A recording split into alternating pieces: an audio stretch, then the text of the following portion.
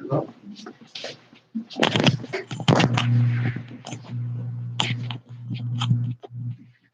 네, 안녕하세요. KNS 김상 원장이라고 합니다. 반갑습니다. 네, 오늘 대치동에서 일단 한국하고 일단 전 세계로 지금 현재 유튜브를 통해서 지금 이 라이브 송출이 되고 있고요.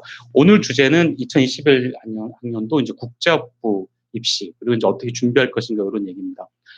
오늘 처음 얘기하실 분은 이제 김규민 선생님이 나오셔서 연세대학교 UIC에 대한 얘기를 좀 해주실 거예요. 김규민 선생님은 실제로 연세대학교 언더우드를 나오시고 고등학교 민족사관고등학교를 나와서 이제 UIC를 나왔고, 그리고 저희 학원에서 KNS 학원에서 UD 면접을 진행하고 계십니다. 그리고 이분이 이제 디베이트 대회라든가 이런 굉장히 많은 그런 영어 활동 관련된 대회를 유치하고 계시고요. 그리고 합격생들 다수 이제 배출하신 선생님이셔서 일단 어떤 식으로 준비할지, 어떤 식의 문제가 나오고, 그 다음에 UIC라는 곳이 어떠한 곳인가에 대한 구체적인 사례를 본인의 이제 경험을 통해서 커리큘럼 등을 연관시켜서 좀 설명을 좀 드리는 그런 시간을 갖도록 하겠습니다. 이분이 이제 직접 본인이 UD를 나왔기 때문에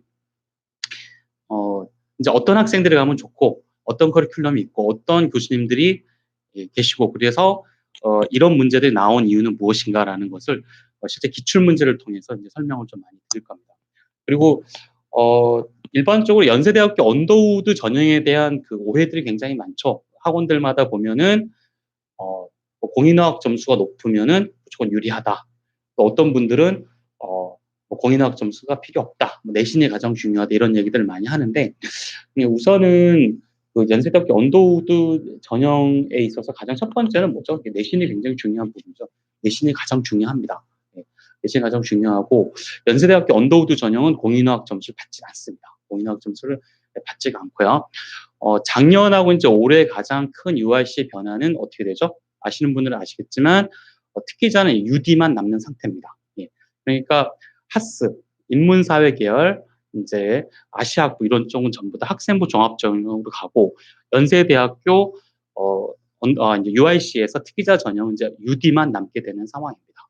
연세대학교에서 이제 며칠 전에 또 실제로 설명회가 있었죠. 온라인 설명회가 있었는데 거기서도 명확히 한 게 지금 현재 해외고에 계신 분들은 이제 학생부 종합 전형으로 해서 국제형으로 이제 진행을 하게 됩니다.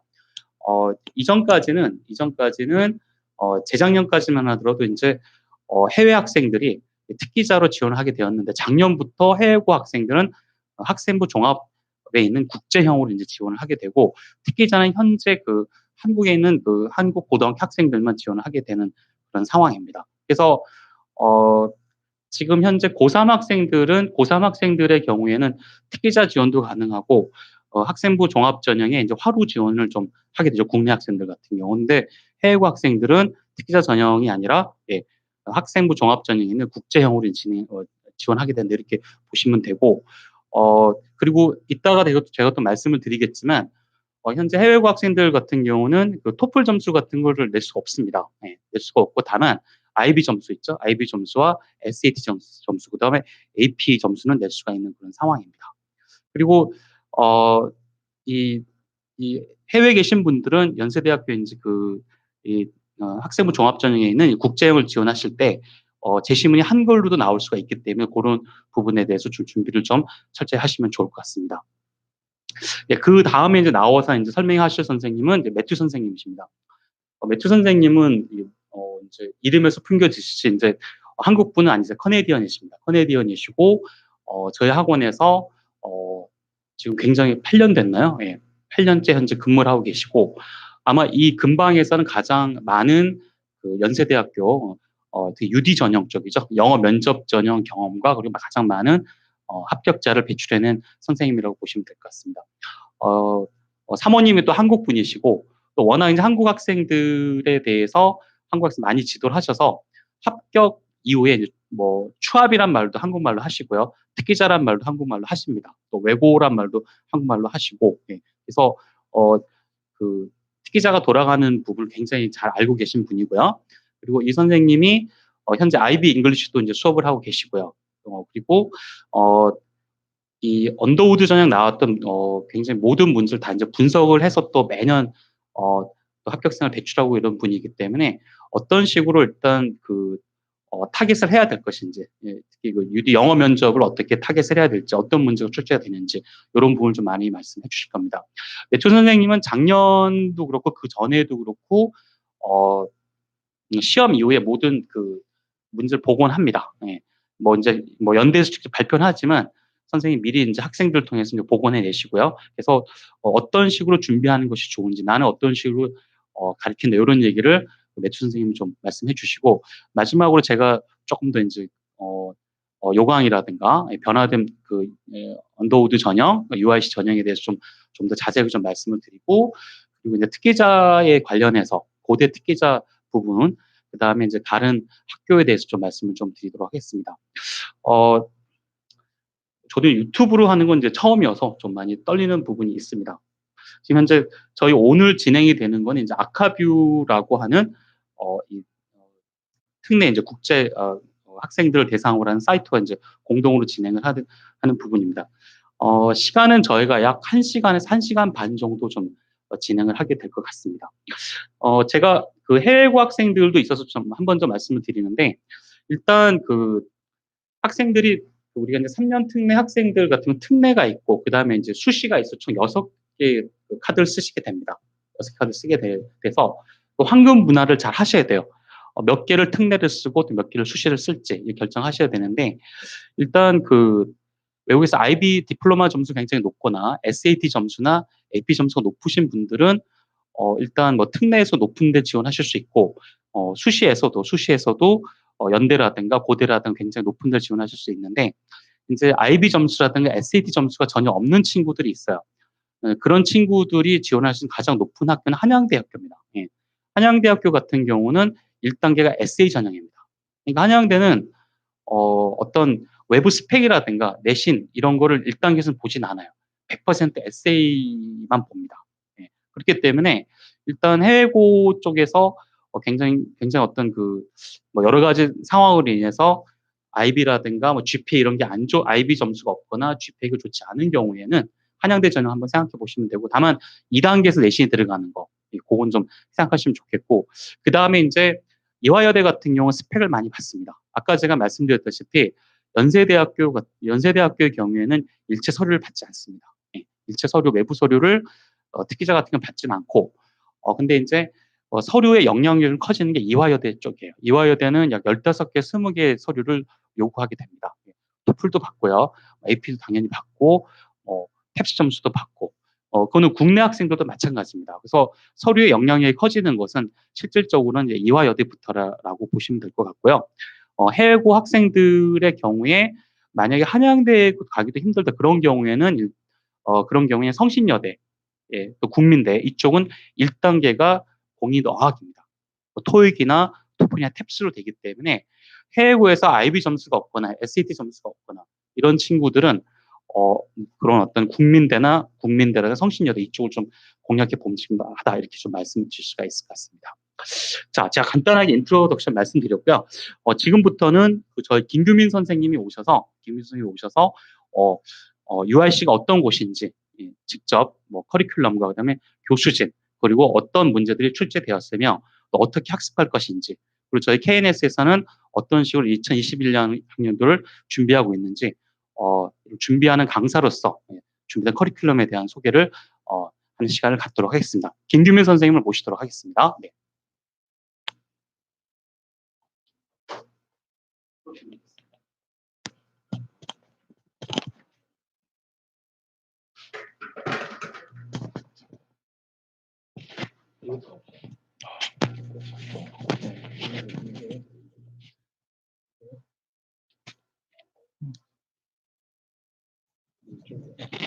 네. 네. 안녕하세요. 반갑습니다. 바로 실시간은 아닌가 봐요. 네, 바로 진행하겠습니다. 저는 김규민이라고 하고요. 이런 사람입니다. 긴 말 할 건 없고요.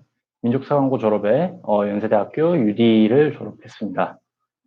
제가 오늘 말씀드릴 내용은 어떻게 준비를 하는가 내용도 있지만 전반적으로 어떤 거를 고려를 해서 학부모님들과 그리고 학생들이 준비를 어떤 마음가짐을 가지고 어떤 곳을 준비하는지를 좀 제대로 알고 준비를 했으면 좋겠다는 생각에 오늘의 발표를 준비하게 되었습니다. 인터넷에 보면은 많은 분들이 그 중에 아주 극소수의 분들이 실제로 UD를 경험을 해보셨고 많은 분들이 제대로 어떤 데인지 모르는 상태로 준비를 하시는 것을 많이 볼 수가 있었습니다.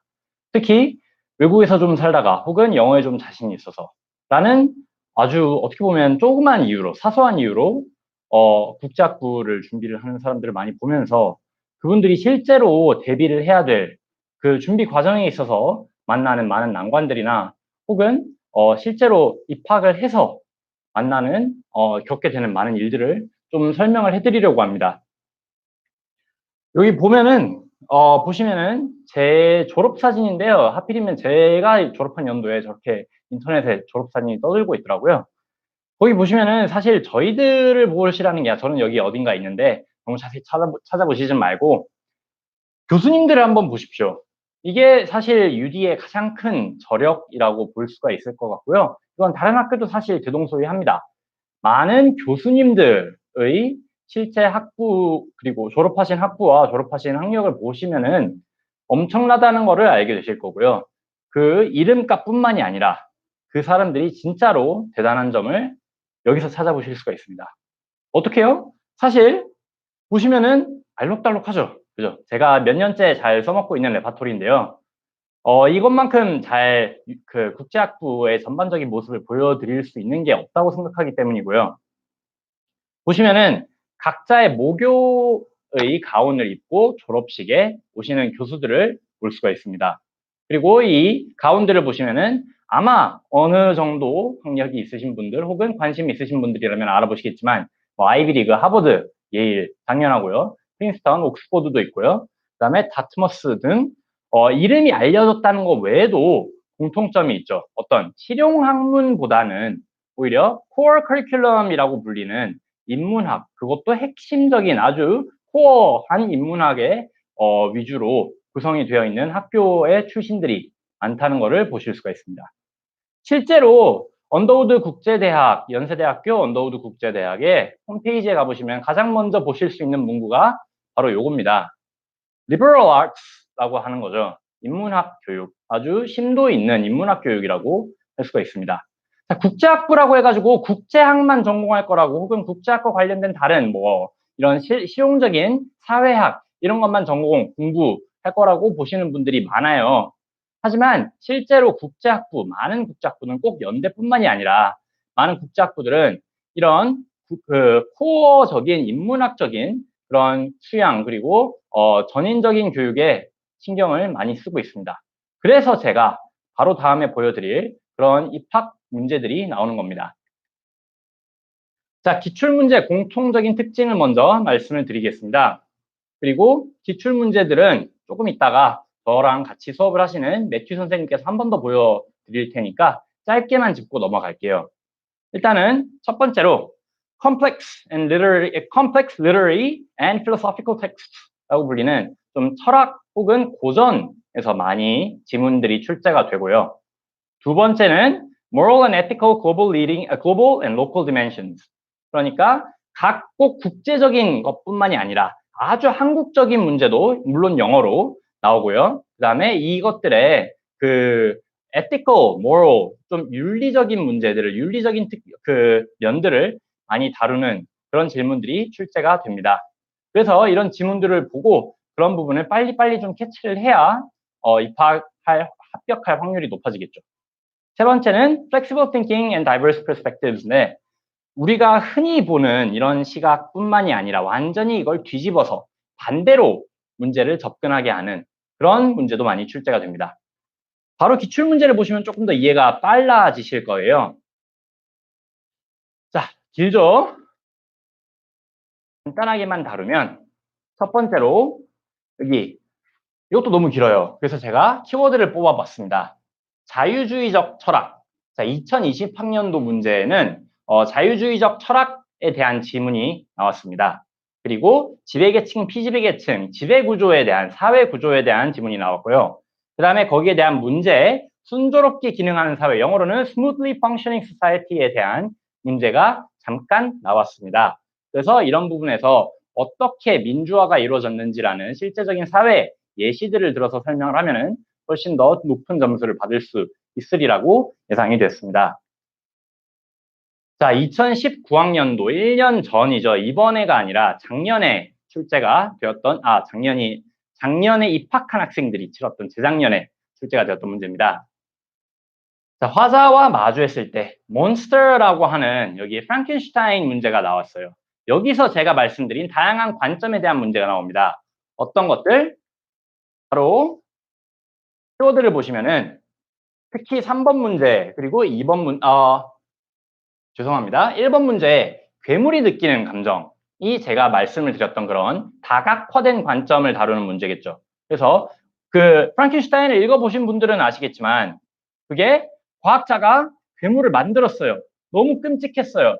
도망갔어요. 회피했어요. 이런 문제인데, 이런 지문인데, 이런 내용인데 거기에 대해서 지문에 나오는 내용을 뒤집어서 생각하는 다른 관점을 요구를 한 겁니다. 그래서 괴물은 자기를 만들었고 그 다음에는 끔찍하다고 생각하고 도망가는 과학자를 보면서 무슨 생각을 했을까라는 것들을 다루게 직접적으로 물어보는 그런 지문이 처음 문제부터 나왔고요. 그 다음에 이것들을 실제 사회에 어떻게 적용하면 되는지에 대한 실질적인 혹은 실용적인 그런 시각을 묻는 문제도 나왔습니다. 두 번째 문제가 제가 두 번째로 Global and Local Dimensions라고 얘기를 했던 부분이에요. 무슨 말이냐면은 두 번째 지문은 너무 빡빡하죠. 대화 시대에 한국 조선 말기에 한국에 들어온 선교사의 입장에서 우리나라 사람들의 행태, 그때 처음 전차가 서울에서 다니고 그다음에 고종 황제가 여기에 대해서 이런 대처를 했고 그다음에 여기서 애가 치여서 죽었고 한 소년이 치여 죽었고 거기에 대해서 사람들이 와 이거는 하늘이 노해서 그렇다. 이 전선이라는 것들이 인간과 하늘의 커넥션 그 연결을 무너뜨려서 그렇다 하면서 와 몰려가가지고 그 전차를 부수는 그런 장면을 다룬 겁니다. 이걸 선교사의 입장에서 외국인 선교사의 입장에서 서술을 했고요. 그래서 이런 것들이 사람들이 이렇게 영적인 이유로 비과학적, 비논리적으로 행동한 데에는 무슨 이유가 있었을까? 그냥 멍청한 놈들 이게 아니라 그 사람들의 입장에서 다시 한 번 더 관점을 옮기는 게 나오죠. 그리고 전통 문화를 해외의 시각에서 해석을 하고 그걸 다시 뒤집어서 그 사람들의 그 로컬한 사람들, 우리나라 사람들의 입장을 외국인의 입장에서 다시 설명을 하는 그런 Global and Local Dimensions라고 하는 부분이 나오고요. 그다음에 세 번째, 유명한 구절을 살짝 차용을 한 거죠. 심연을 들여다볼 때 그 심연도 우리를 들여다본다라는 니체의 말인데 이런 자유주의적 그리고 그 인문학적 사상이 바탕이 되어 있어야 이런 질문을 받았을 때 당황하지 않고 대답을 할 수가 있겠죠. 자, 가볍게만 짚고 넘어갈게요. 2016, 17, 18. 사실은 제가 입학을 했던 2009학년도죠. 2008년에 문제까지도 전부 다 깊이 있는 인문학적 사고가 바탕이 되어 있어야 풀 수 있는 문제들이 연대 문제에 특히 집중이 돼서 출제가 됐고요.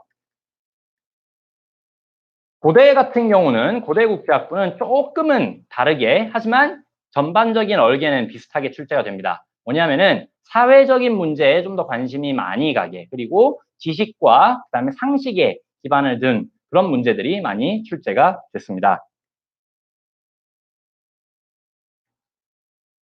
고대 같은 경우는 에세이와 인터뷰 문제가 둘 다 나오는데요. 그래서 먼저 에세이 문제를 보면은 스웨트숍이라고 하는 열악한 그 노동 환경 그리고 그 개도국에 있는 아주 상갑세 노동자들을 부려먹는 그런 환경에 처한 이 공장들을 다루는 얘기가 나오죠. 여기서도 꼭 그것들을 비난하는 문제가 아니라 여기에 대해서 찬성과 반대 모두 다룰 수 있는 그런 넓은 그리고 다각화된 시각을 보유하는 학생들이 잘 풀 수 있는 문제가 나왔습니다. 그래서 팁들을 보면은 상식이 많아야 되고 그다음에 국제학적으로 배경을 가지고 이런 것들에 대해서 설명을 많이 해본, 생각을 많이 해본 사람들, 특히 조금 더 모의 유연이나 아니면은 영어 토론과 같이 다양한 과외 활동을 해본 학생들이 좀 더 유리하게 문제를 풀어나갈 수 있었을 거라고 예상이 됩니다. 자, 인터뷰 면접 질문입니다. 면접 질문도 비슷합니다. 국제적으로 그 지속 가능한 발전, Sustainable Development가 상당히 이슈가 된 때여서 그런 부분에 대해서 학생들이 좀 많이 다룰 수 있도록 하는 문제가 나왔고요. 문제 자체의 난이도는 그렇게 어렵진 않아요. 조금이라도 그 국제학 그리고 국제적인 문제, UN 이런 부분에 관심이 많은 학생들이라면 한 번쯤은 접해볼 수 있는 그런 문제가 나왔고요.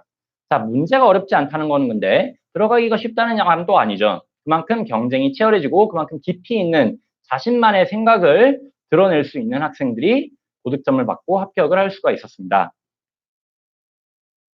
한양대 국제학부 기출입니다. 한양대 같은 경우는 이 부분이 인문학적인 부분이 조금 더 강조가 돼요. 무슨 말이냐면은 한양대는 에세이가 주어집니다. 여기 면접이라고 잘못되어 있는데 에세이 한양대 에세이 시험에 나온 주제들이고요. 이 부분들의 공통적인 특징이라면 바로 조금 더 길고 조금 더 복잡하고 언뜻 보면은 쉽게 이해할 수는 없는 앞에서 고대 문제나 연대 문제처럼 좀 짤막짤막한 지문이 여러 개 이어진 게 아니라 조금 더 길고 조금 더 꼬아놓고 조금 더 복잡한 지문들이 많이 나옵니다.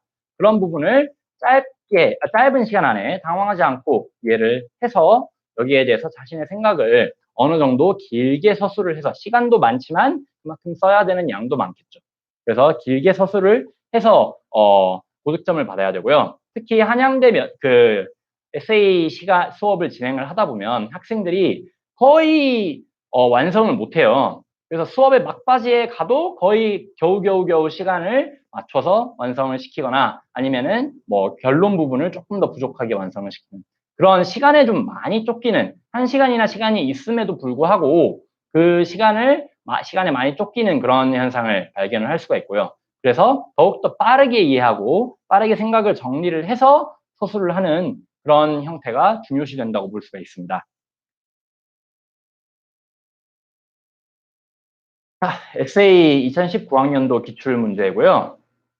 너무 길어서 이 부분도 바로 넘어가겠습니다. 자, 이런 면접 질문에 대비해서 어떻게 준비를 할 수 있을까라는 부분에 대해서 저희 수업을 조금 더 설명을 드리겠습니다. 자, 저희가 자체 제작한 교재입니다. 여기서 강조할 부분은 첫 번째로 컨텍스트입니다. 배경이죠. 학생들이 흔히 이런 사상들을 공부를 할 때 어려워하는 부분이 있습니다. 정리가 안 돼요. 아, 대충 그 얘기하면은 아담 스미스 하면 들어봤어요. 누구 케인즈 하면 걔도 들어봤어요. 근데 걔네들은 하고 조금 더 깊이 공부한 학생들은 걔네들은 뭐 이런 얘기를 했어요. 근데 문제는 특히 한양대 수업 같은 경우는 얘네들의 관계를 물어봅니다. 지문 A 한 덩어리, 지문 B 한 덩어리. 지문 A와 B의 관계는 어떤 것인가? 지문 A와 B의 관점에서 볼 때 C는 어떤가? 이런 문제들이 자주 나와요. 그리고 연대, 고대, 그리고 다른 국제학부들도 마찬가지입니다. 이렇게 종합적인 사고, 그리고 아까 보여드렸다시피 다각화된 사고를 하기 위해서는 이 지문들에 대한 배경을 이해를 하고 있어야 돼요. 꼭 지문을 다 알 필요는 없어요. 하지만 이 A라는 아이디어와 B라는 아이디어가 어떻게 서로 연결이 되어 있는지를 알아야 되기 때문에 저희는 이 컨텍스트를 학생들에게 파악시키는데 먼저 주력을 합니다. 그래서 이 liberalism, 자유주의를 예로 들으면은 처음에 individual rationality, 개인의 이성, 그리고 이성의 합리성을 먼저 해서 조금 더 깊이 파고들면은 이런 고전 경제학이 나오죠. 인간이 합리적이라는 가정하에 출발한 아담 스미스의 보이지 않는 손. 이렇게. 그 다음에 이걸 수평적으로 확대도 합니다. 그래서 고전 경제학이 있으면은 고전 경제학 전에 이게 확대가 됐네요. 고전 경제학 전에 대두했던 중상주의 그리고 케인즈주의까지도 조금 더 후대에 나타난 케인즈주의까지도 이렇게 수평적으로 사상적 흐름이 어떻게 이어지는지도 강의를 하고요. 그래서 실제 영어 에세이 문제입니다. 저희가 직접 문제를 만들어서 학생들에게 매 수업마다 면접 수업 그리고 에세이 수업 둘 다 이렇게 직접적으로 학생들이 풀어볼 수 있도록 해요. 그래서 이렇게 키워드를 파악을 하고 여기에 대해서 본인의 생각을 정해주진 않아요, 저희가. 하지만 본인의 생각이 어떻게 하면 효과적으로 표현이 되고 강력하게 논리적으로 정리가 된 부분으로 이렇게 표현이 될 수 있을지를 주로 가르치고 있습니다. 저희 프로그램의 목표입니다. 지금까지 출제가 되었던 실제로 여기 보시면은 나중에 매튜 선생님께서 한 번 더 다뤄주시겠지만 뭐 맹자, 순자 이런 동양 철학부터 시작해서 그 sovereignty, 국가 주권 그리고 현대와 같은 조금 더 사회 친화적인 혹은 조금 더 up-to-date한 그런 주제까지도 폭넓게 다루고 있고요.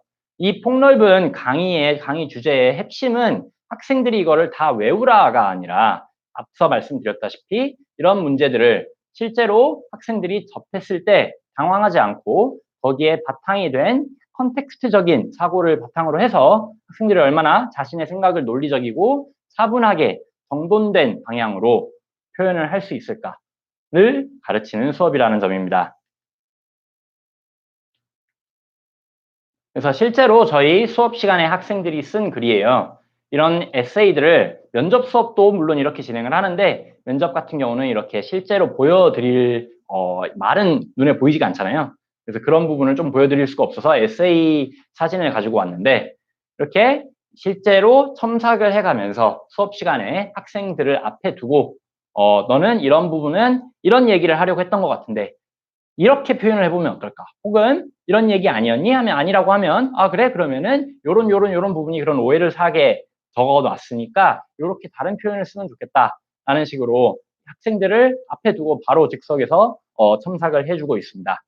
그래서 이게 온라인으로 진행이 되면은 학생들이 미리 이것들을 써서 제게 보내겠죠. 그러면은 저와 매튜 선생님 그리고 다른 강사분들께서 선생님들께서 그걸 첨삭을 하고 그다음에 여기에 대해서 학생들이랑 1대1로 면담을 진행을 하면서 학생들을 좀 더 나은 방향으로 글쓰기 혹은 면접을 할 수가 있게 도와드릴 겁니다. 그래서 저희가 기본 과정으로부터 시작해서 이렇게 점점 입시 기간이 다가올수록 심화 과정, 집중 과정, 파이널 과정까지도 진행이 되고 있습니다.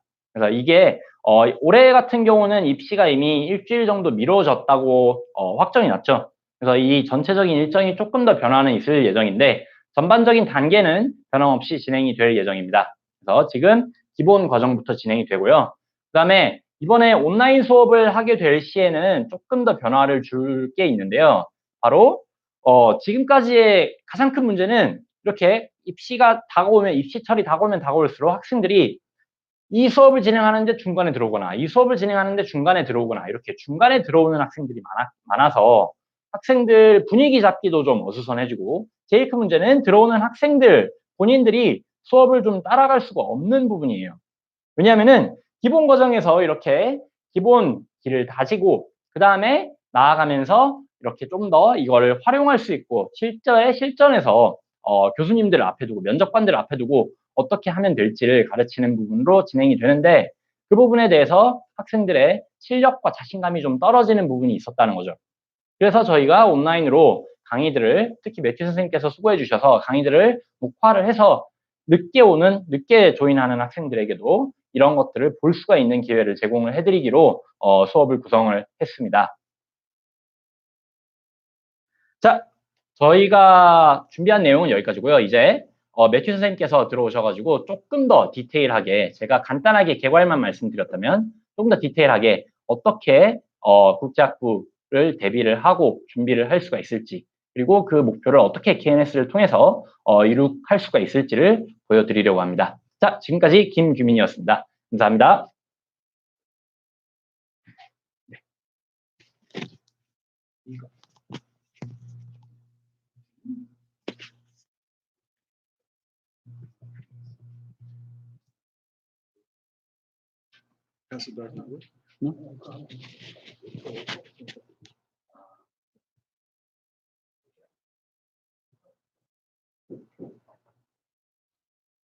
안녕하세요. My name is Matthew Turner, and I've been doing the DIS program at KNS, the interview NSA, for the past 5 years. And today, I think what I'm going to do, I think Gyumin has actually covered a lot of what I could also cover. So basically, what I think I'm going to present this is how to go about preparing for the interview and essay process, what you could theoretically do on your own except for certain things. 자, 제 이름은 매튜 터너고요. 저는 지난 5년 동안 국제학부 수업을 진행을 해봤습니다. 자, 앞서 김규민 선생님이 많은 부분을 다뤘지만 저는 조금 더 구체적으로 들어가서 어떻게 국제학부 면접과 에세이를 준비를 할 수 있을지를 집중적으로 다뤄보도록 하겠습니다. So, what is the interview and essay? I think Gyumin's covered that quite well. The only thing I would add to that is basically what they want to see the capabilities that the students have. I think going into the interview and essay process for departments of international studies, most students will be quite fluent. That's not an issue. One of the things that happens right at the very beginning of the interview and essay process is I have students coming in who are really concerned about whether they're fluent enough.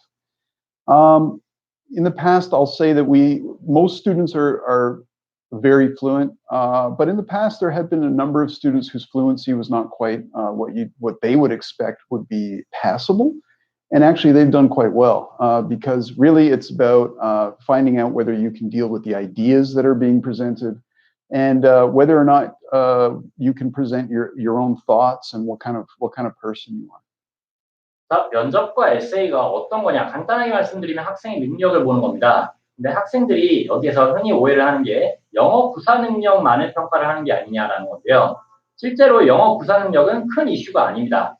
대다수의 학생들이 영어를 잘 하기도 하고요. 그다음에 설사 영어를 본인의 생각만큼은 그렇게 혹은 욕심의 만큼은 잘 하지 못하는 학생들도 있었는데 그런 부분도 저희 수업에서는 크게 문제가 없었고 실제로 시험에서도 잘하는 모습을 많이 보여주었습니다. 왜냐하면 가장 중요한 부분은 학생들의 능력이 그 문제에서 드러나는 이런 사상이나 혹은 이런 생각들을 어떻게 소화하느냐에 달렸기 때문이죠.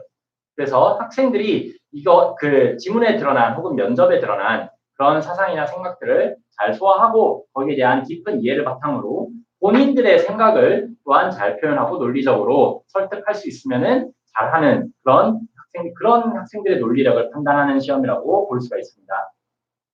Trying to say so much. So as Gyumin's pointed out, the interviews use complex philosophical, political passages, sometimes literature, and they always use reflective questions. So basically they want the students to carefully read the passage and basically give their opinion or response to what the passage is about. There is the focus, as Gyumin mentioned, of moral and ethical decision-making, global local dimensions, and critical thinking.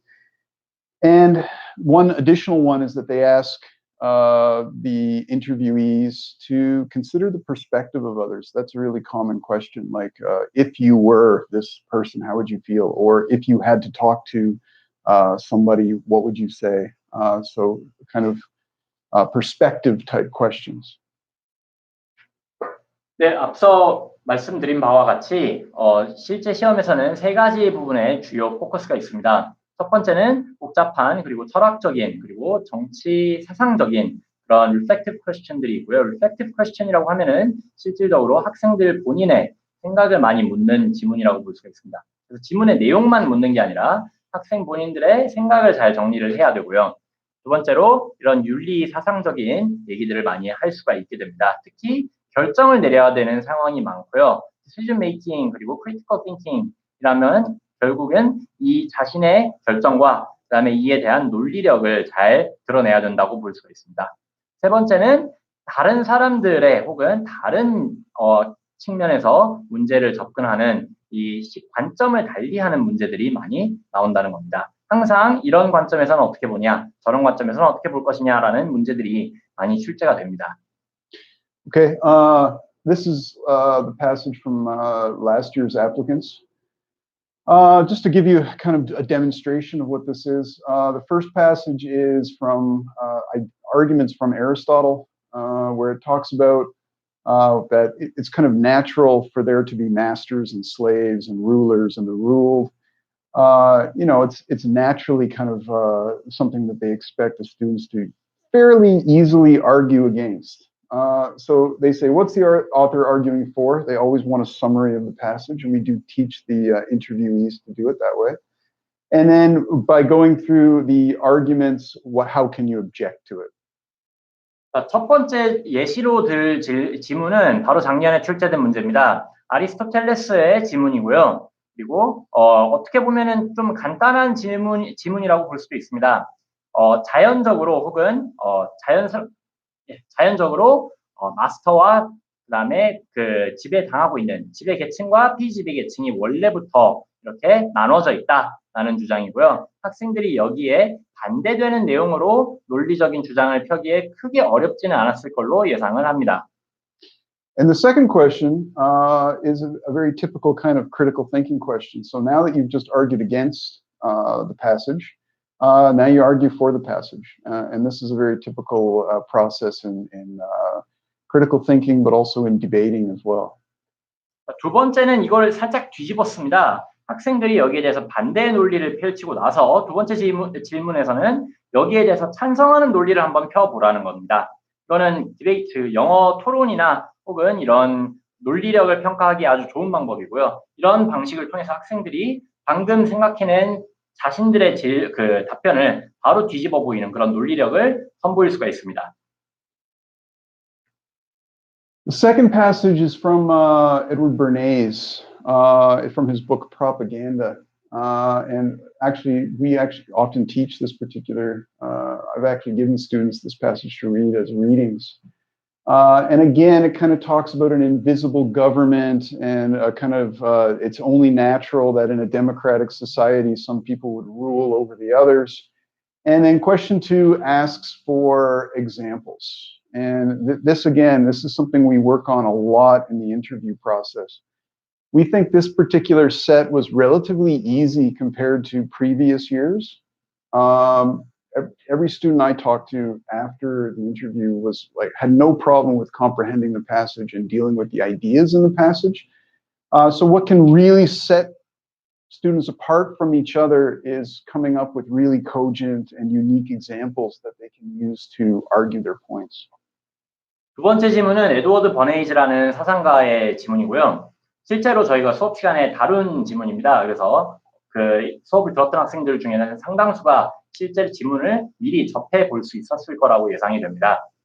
그리고 이 예년에 비해서 상당히 난이도가 쉬운 문제가 많이 나왔습니다. 그래서 학생들끼리의 변별력을 가르기 위해서는 여기에 어떤 예시들을 들어서 자신의 생각을 어떻게 잘 표현하는가에 따라 달린 겁니다. 실제로 면접을 보고 나서 학생들과 얘기를 해보면 지문을 이해하거나 혹은 사상을 이해하는 데는 크게 어려움을 느끼지 못했다는 평이 대다수였고요. 반면에 여기에 대해서 실질적인 예시, 실제 사회적인 예시들을 들어가면서 자신의 생각을 뒷받침하는 능력에 따라 그 결과가 많이 판가름이 났다라고 볼 수 있었습니다. And then the last question for passage 2 is to show the connection between the passages. And inevitably, the passages are always connected. That's why we always teach the interviewees to just make sure you read everything before you start answering, because the questions inform the passages, but the passages also inform each other. And again, question 3 is provocative. It's another kind of critical thinking question where it says, it's asking you generally to just question this concept of a smoothly functioning society. So it is deliberately getting the students to take a critical perspective on the passage. 세 번째 지문은 항상 그렇듯이 두 번째와 첫 번째 지문의 연장선상에 있습니다. 내용적인 측면에서가 아니라 이 모두를 다 읽고 나서 이것들을 서로 연결지어서 생각할 수 있는 학생들이 고득점을 할 수가 있는 형태인데요. 특히 세 번째 질문은 두 번째와 첫 번째는 아리스토텔레스의 지문이었고 두 번째는 버네이즈의 이런 invisible government라는 투명한 정부, 투명하다는 게 좋은 의미의 투명한 게 아니라 보이지 않는 또 다른 정부가 있다는 그런 내용들을 조금 더 크리티컬하게 혹은 여기에 대한 비판적인 이슈를 다루게 비판적인 스탠스를 취할 수 있도록 보완된 질문입니다. 그래서 smoothly functioning society라고 하는 순조롭게 기능하는 사회가 과연 좋은 것인가라는 질문을 통해서 이런 것들에 대해서 비판을 하고 자신의 생각을 좀 더 논리적으로 드러낼 수 있도록 하는 학생들이 고득점을 받았을 것이라고 예상됩니다. And the reason the questions have Korean translation is because this is the same passage set that's used for the Haas program as well. In Haas, you can do your answer in English or Korean, except that question 3 must be in English only. 그리고 지금 질문지의 내용에 따라 좀 혼동이 되는 부분이 있어서 설명을 드리자면 이게 UD와 하스 둘 다에 해당이 되는 질문 내용이기 때문에 면접 문제이기 때문에 여기서 하스 지원자들의 경우는 어떤 지문에는 영어로, 어떤 지문에는 한국어로, 어떤 지문에는 선택사항으로 이렇게 얘기를 답변을 할 수가 있습니다. 하지만 UD에서는 그렇지가 않고요. 그래서 여기 세 번째 질문 같은 경우는 하스 지원자들의 경우에도 영어로만 답변을 해야 되는 그런 좀 고득점 혹은 고난이도의 문제라고 볼 수가 있습니다. So I believe Human did go through some of the topics. Last year, Frankenstein's monster and culture versus technological change. I guess we would consider this ethics of science. 2018 was Mencius and realist international relations, kind of political philosophy. Idols of the Cave gets a bit more personal philosophy. Idealism and freedom in Bernays. And again, Bernays comes up again. And then Peter Singer's passage about meat consumption and slavery. This is something I've always wanted to tell the students before they come into the process. These are available on the internet. So there's no reason why you shouldn't just go and look at what they've done in the past. And you can see the patterns here because it is all about ethics, relationship of the self to society, relationships between countries. These are kind of social science issues, philosophy issues, ethical issues. So I'm always surprised when I'm doing lectures and I suddenly refer to question set from 2017. I'm like, oh, this idea would be perfect for 2017. And most of the students are like, no, I've never looked at them. Go online, look at the question sets and actually maybe even prepare for it. Or go onto the internet and look up these different topics and use Wikipedia and click on related subtopics and just start to explore that way. Get these things activated because you can predict, no matter what, that there will be something that is kind of ethically related that gets you to make decisions and ethical related decisions. 앞서 말씀드린 바와 같이 조금 더 깊게 다뤄보자면 과거 지문들의 경우는 공통적으로 개인과 사회 그 관계에 대한 윤리적인 그리고 사상적인 철학적인 고찰을 하도록 요구가 되어 있었습니다. 2019년도에는 프랑켄슈타인 몬스터가 나왔고 그 다음에 조금 더 그 기술적인 발전과 문화의 상대성에 대해서 얘기를 했고요. 18년 경우는 그 맹자 그리고 양왕에 대해서 얘기가 나왔고 그다음에 국제 관계에 있어서 리얼리즘, 현실주의에 대해서 다루도록 하는 지문이 나왔습니다. 2017년 같은 경우는 그 동굴 속에서 Idols of the Cave라는 프란시스 베이컨의 아주 유명한 사상서에서 나온 얘기가 나왔고요. 그다음에 1984라는 아주 유명한 문학 서적에서 나온 출제가 된 지문도 있었습니다. 그리고 Idealism and Freedom, Bernays가 2016년에 이어서 작년에도 한 번 더 나왔죠. 그 다음에 피터 싱어의 2015년 Meat Consumption, 육식주의에 대해서도 나왔고요. 이런 부분에서 공통적으로 꼭 말씀드리고 싶은 내용이 있다면 바로 이런 텍스트들은 인터넷에 그냥 널려 있다는 겁니다. 가서 보세요. 그리고 이런 부분에 대해서 친숙해지세요. 그뿐만이 아니라 공통적으로 공통되는 주제들이 계속해서 출제가 됩니다. 그래서 윤리적인 철학적인 사상에 대해서 많이 익숙해지고 이런 텍스트를 읽는데 더 이상 무서워하면 안 됩니다. 이런 부분에서 저희가 수업을 진행을 함에도 계속해서 저희 자신들도 가끔씩 놀래요. 어떤 거냐면 얘기를 하다가 이게 16년도에 나온 지문이지 이게 18년도에 나온 지문이지. 라는 그런 부분을, 그런 언급을 많이 하게 됩니다. 그만큼 지속적으로 같은 주제들이 반복이 돼서 출제가 되게 되고, 그만큼 학생들이 여기에 대해서 준비를 많이 할 수 있는 기회들이 있다고 볼 수가 있습니다. Yeah, and I think looking at these different topics, I think an important point comes to mind here. You don't need to sit down and completely learn these things for the first time. You've probably experienced or at least read about some of these things in passing at some point in your school studies. So I want you to think of the preparation, at least in terms of your reading and topics and subjects preparation, as more like reminding. You can go off on tangents to get a better understanding, but they should be subjects that you have seen at some point in your school career. So that is kind of just get it back.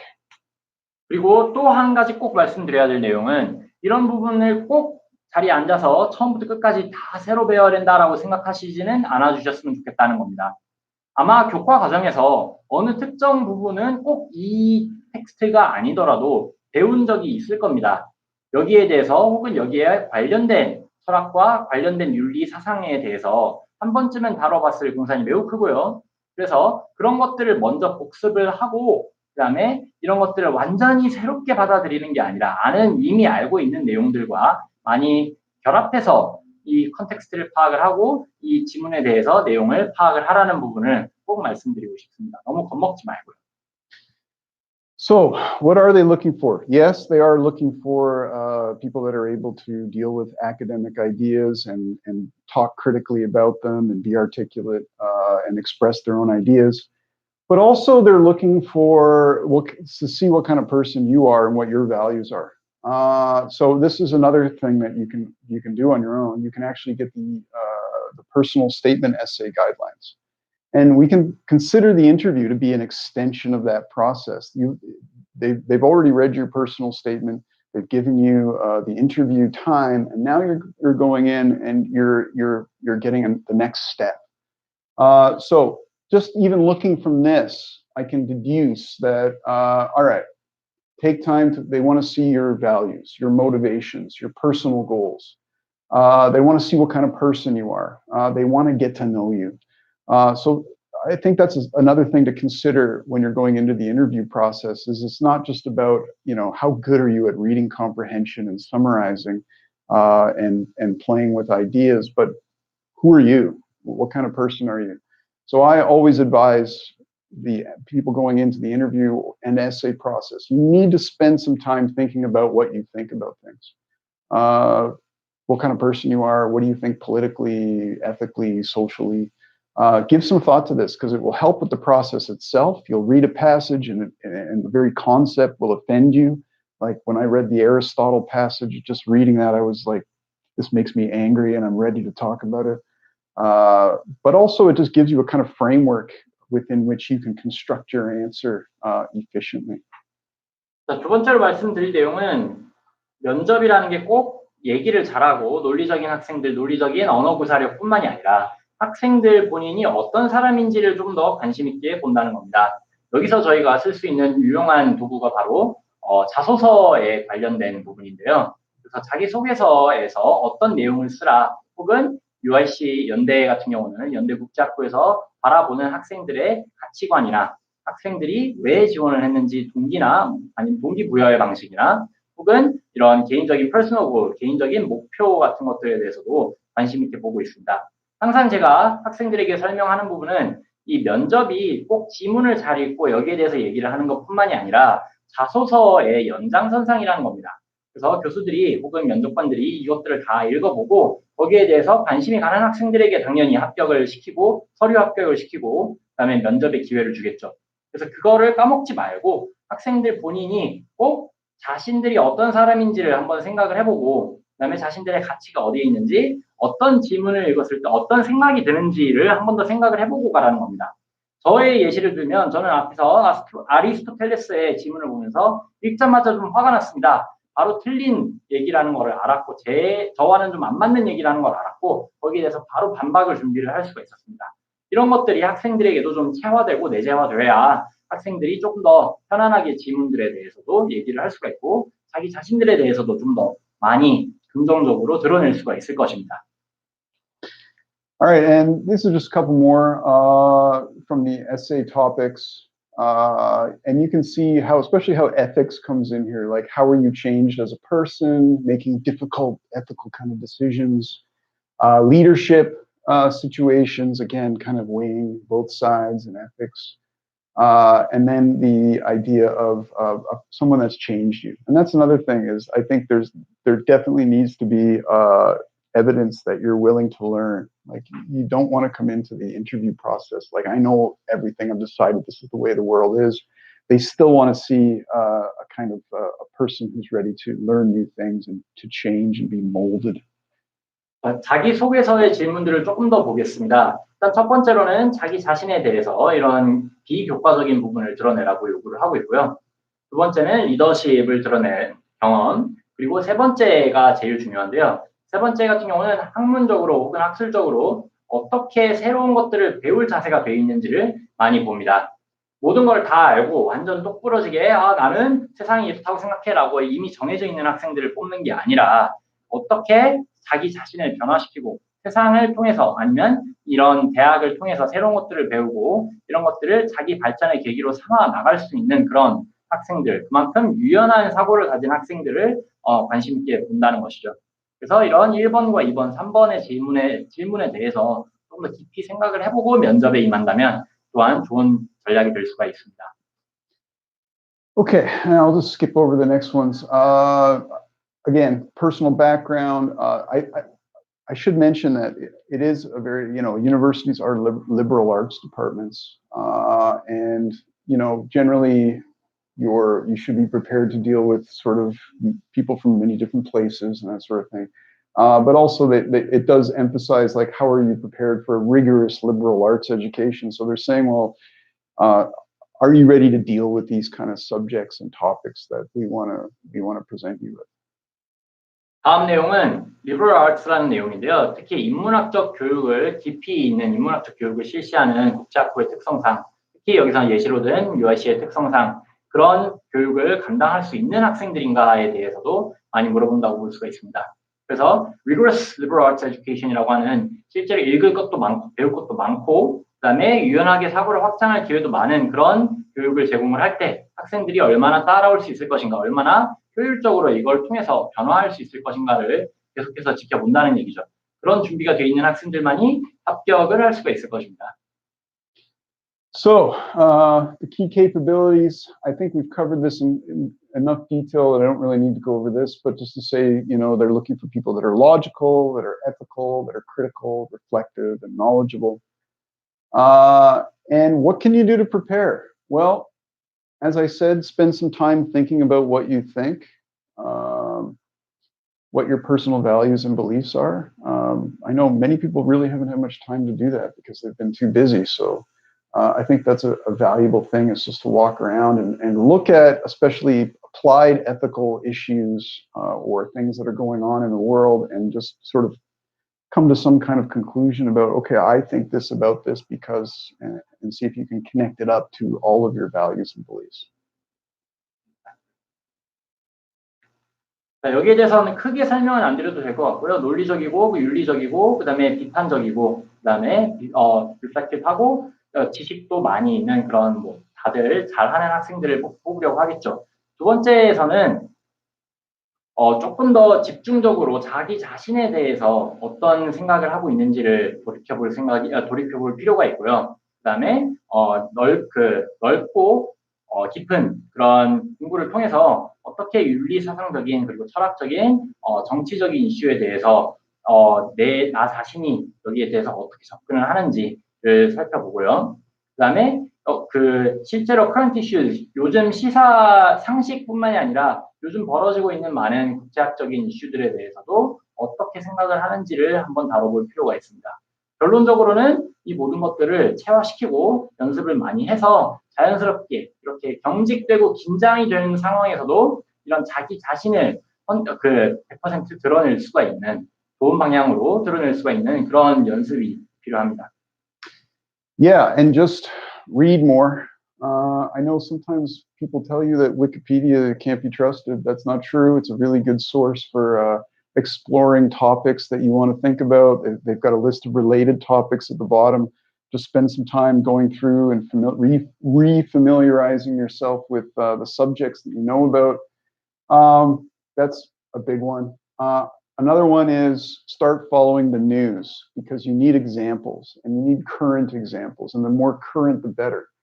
And again, this is something that we spend a lot of time in our lectures, just connecting up subjects like philosophy, ethics, politics to current events.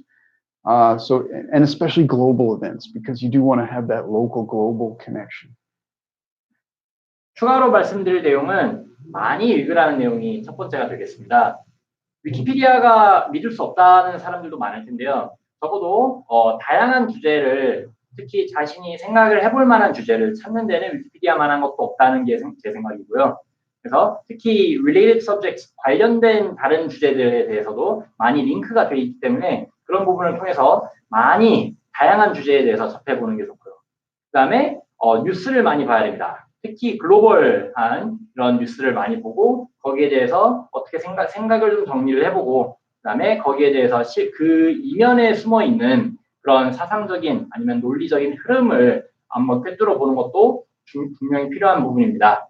그리고 전반적으로는 이런 부분을 많이 접해보고 많이 생각을 해보는 게 중요합니다. 그래서 앞서 말씀드렸다시피 앉아서 자기 자신에 대해서, 그리고 이런 자기 자신의 습관들이나 아니면 생각의 흐름에 대해서 많이 생각을 해보고, 그다음에 여기에 대해서 자연스럽게 표현을 할 수 있도록 연습을 하는 것을 추천을 드립니다. And the last thing is just practicing interviewing.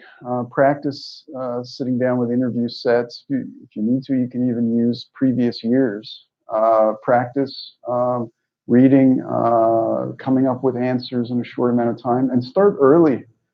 Every single year, somebody comes into the program or comes into the practice set really late because they didn't think they would get into the interview, or that's typically it. They didn't think they would get into the interview, or they were just waiting until they knew that they were going to be in the interview to start preparing. And for a lot of people, that was kind of a mistake. I should say, it's not everybody, obviously, but there are interviewees that start relatively early on in the process, and they just get skilled at doing interviews. So, I mean, to this day, you could probably sit them down and put some passages and say, go, and they can do it and prepare it in 10 minutes and be able to do the 10-minute presentation. So practice is really important to this process as well, for the most part. 마지막으로는, 그리고 어떻게 보면 가장 중요한 부분으로는 연습입니다. 여기서 연습이라는 것은 생각을 정리하는 그냥 연습이 아니라 실제로 그 면접에 대하는 것처럼 질문을 받고 질문지를 받고 거기에 대해서 뭐 10분, 20분의 시간을 받고 타이트하게 연습을 해보는 것을 의미를 합니다. 매년 제가 느끼는 부분인데, 항상 서류를 통과할 줄 몰랐다, 혹은 서류 통과한다 확신을 가지고 들어오고 싶었다라는 뭐 이런 이유만으로 항상 마지막 순간에 들어오는 학생들이 많습니다. 마지막 순간에 이 면접 대비를 시작하는 학생들이 많고요. 매우 늦게 준비를 시작하는 것은 정말로 악영향을 많이 주고, 지금 당장 시작을 할 수도 있습니다. 이런 인터넷에 있는 이런 지문들을 보고 바로 10분, 20분 시간을 정해놓고 읽어보고 준비를 하세요. 그리고 뭐 과거 그 2015년, 16년 이런 기출 문제들도 많이 나와 있고, 그 부분에 대해서 연습은 이르면 이를수록 좋습니다. Start early, 빨리 시작하시고 그다음에 거기에 대해서 열심히 꾸준히 연습을 하세요. And if you have any specific questions for me, you can find me. I post in our neighbor Ipshi Cafe. Yeah, if there's anything I can answer, feel free to contact. 자, 이제 추가 질문 사항이 있으시면은 네이버 입시 카페를 이용을 해주시고요. 제가 거기에 주기적으로 컬럼도 올리고 있으니까 거기에 대해서 제가 답변을 드릴 수 있는 내용은 최대한 빨리 상세하게 답변을 드리도록 하겠습니다. Thank you very much. 감사합니다.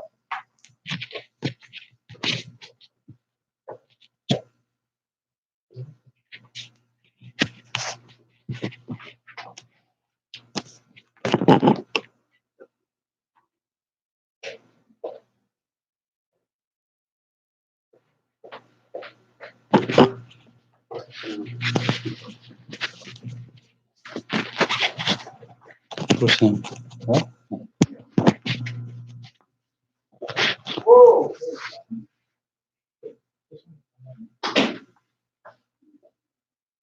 이거 돌리면 될 것 같아요.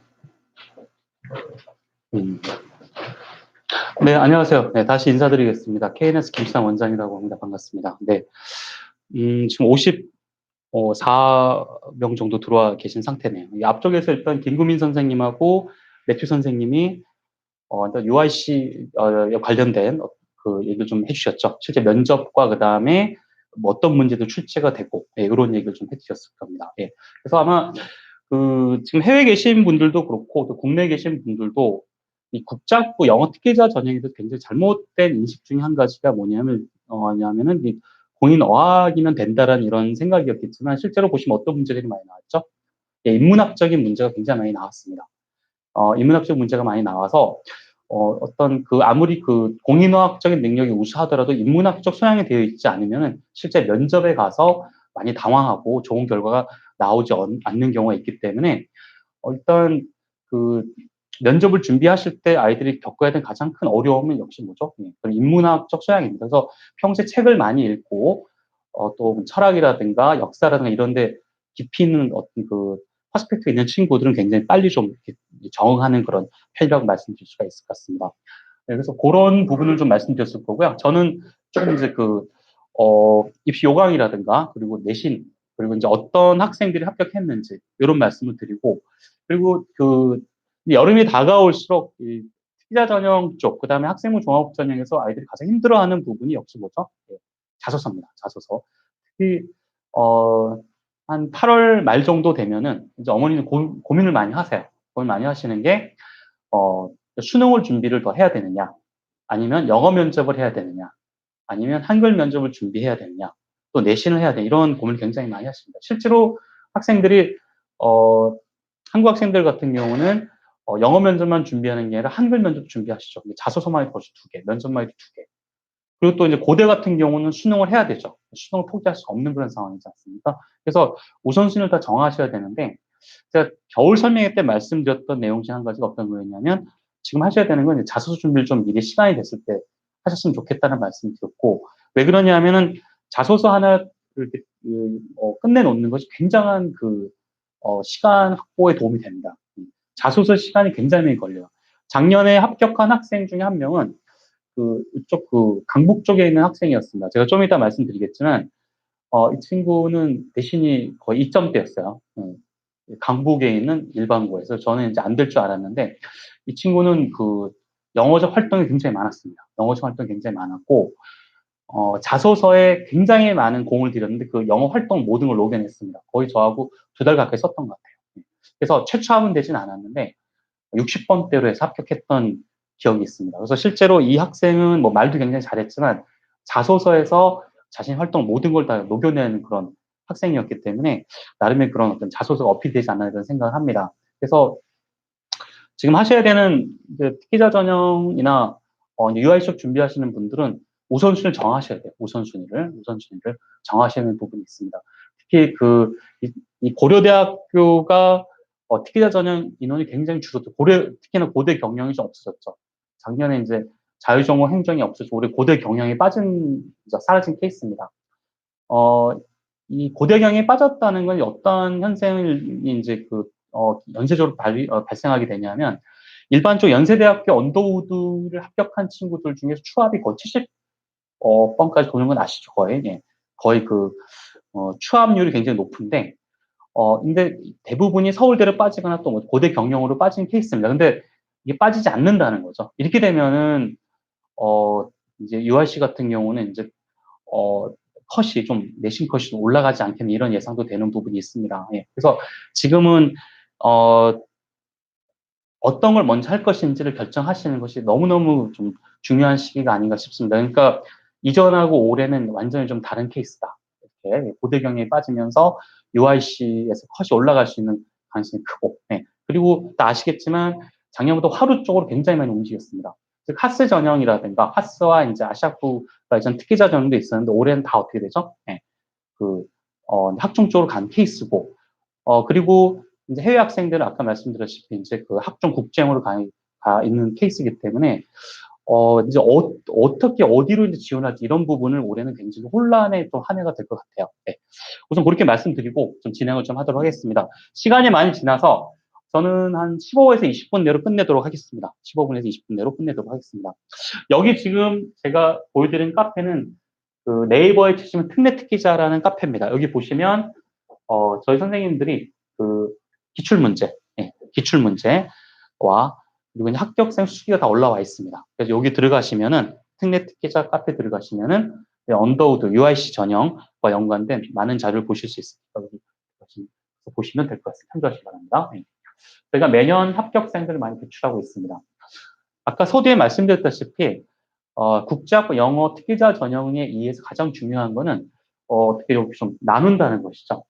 즉 연세대학교는 저희 학생부형이라고 하는데 이유는 일체 외부 스펙을 받지 않기 때문입니다.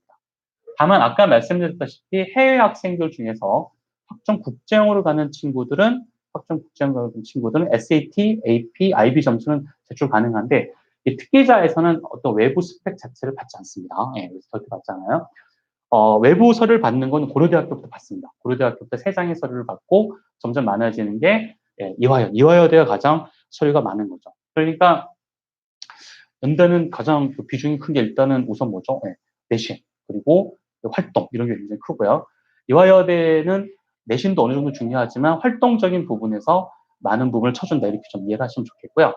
그리고 우리 흔히 얘기하는 영어 특기자 순수한 의미의 어떤 어학으로만 가는 부분은 이제 국민대, 성신여대, 동덕여대 이쪽은 1단계 공인 어학이에요. 그래서 아까 서두에 말씀드렸다시피 IB 점수가 없다, SAT 점수가 없다, 내신이 너무 좋지 않다 그런 친구들은 이쪽으로 가시면 되고요. 한양대학교가 사실은 굉장히 그 내신 안 좋은 학생들에 갈 수 있는 굉장히 타겟 학교였는데 이쪽이 지금 2단계에서 내신이 들어갑니다. 1단계가 100% 에세이 누구나 지원 가능하고 다만 2단계에서는 내신이 일부 40% 정도 들어갑니다. 제가 외고 6.8 되는 학생을 해봤는데 이 친구가 거의 네이티브죠. 국제학교 다니던 친구입니다. 국제학교 다니다가 이제 한국에 와서 외고를 다니던 친구였는데 내신이 너무 안 좋은 경우도 안 붙여주더라고요. 6.8이면. 그러니까 한양대 같은 경우 약 5등급, 외고 같은 경우도 5등급, 가능하면 6을 안 넘었으면 좋겠다는 메시지를 보낸 것이 아닌가 이렇게 생각이 듭니다. 네, 그렇게 좀 보시면 될 것 같아요. 이걸 나누는 거는 일단 내신입니다. 일단 내신. 그 해외고 학생들 같은 경우 SAT 점수 AP, SAT와 AP, 그 다음에 IB 점수로 나누시면 될 것 같습니다. IB가 30 초반 이런 거는 좀 여쭤보기 쉽진 않아요. 내려오셔야 되는 그런 경우고, 한국 학생들 중에서도 지금 현재 내신이 너무 좋지 않다. 그런 경우 노릴 수 있는 거는 한양대하고 국민대 쪽 내려오셔야 됩니다. 연고대 이쪽은 연고대 쪽은 일단은 내신이 된다라는 학생들. 이화여대는 내신은 연고대급은 아니지만 어느 정도 외부 스펙이 있다. 이런 친구들은 이화여대 쪽으로 오시면 된다라고 볼 수 있을 것 같습니다. 이 부분은 어찌됐건 GPA, IB 점수, SAT 그리고 한국 학생들 내신으로 일단은 구분한다 이렇게 보시면 될 것 같습니다. 그리고 이 점수 중에서 일단 연대 같은 경우는 사정관들이 많이 보는 수학 점수를 좀 많이 봅니다. 수학 점수를. 수학을 많이 보고, 그리고 외고 학생들 같은 경우는 제외국어, 이 부분도 나름도 되게 중요합니다. 일단 그 지방 외고와 메이저 외고와 비메이저 외고의 어떤 학생들을 제가 봤을 때 차이가 나는 건 제외국어에서 활동이 굉장히 차이가 많이 나요. 이 부분들. 그래서 그리고 자기 전공어는 확실히 잘해야 되는 거 아니겠습니까? 그걸 많이 본다라고 좀 생각하시면 좋을 것 같습니다. 자, 그래서 이렇게 좀 나누면 되는데 1단계는 거의 서류고요. 1단계는 서류고 100% 서류가 되는 부분이 있고 2단계에서 면접, 서류와 면접이 이렇게 들어간다 이렇게 말씀 주시겠습니다. 활동 서류들이 있죠. 활동 서류. 이렇게 고려대학교 같은 경우 고려대학교부터 해외 서류를 낼 수 있고 이화여대가 굉장히 많이 받는 학교입니다. 내가 서류 중심으로 즉 약한 내신, 약한 GPA를 보완하려는 학교로 갈 것인지 아니면 나는 나의 내신과 면접으로 학교를 갈 것인지를 빨리 결정하셔야 되는 부분이 있습니다. 그래서 3학년 이제 1학기 내신이 나오면 결정하셔야 될 것 같고 지금 현재 내신이 큰 변화 없다 싶으신 분들 같은 경우는 이미 학교를 정해서 그에 맞게끔 준비를 하셔야 되는 그런 상황입니다. 네. 보시고요. 그래서 학생부형 일단 연세대학교로 볼 수 있겠습니다. 학생부 영문자소서 추천서 이렇게 보시면 되겠습니다. 네. 그리고 이제 2단계에서는 신청, 특기자인 경우죠. 이쪽에 보면. 네. 서류형 고려대학교 이화여대. 한국에는 이제 없었습니다. 죄송합니다. 올해부터는 없어진 케이스입니다. 네. 예, 일단 서류형은 내신에 GPA에 좀 자신이 없는 학생들입니다. 그거를 이제 외부 활동으로 보완하려는 이제 그런 전략이라고 볼 수 있겠습니다.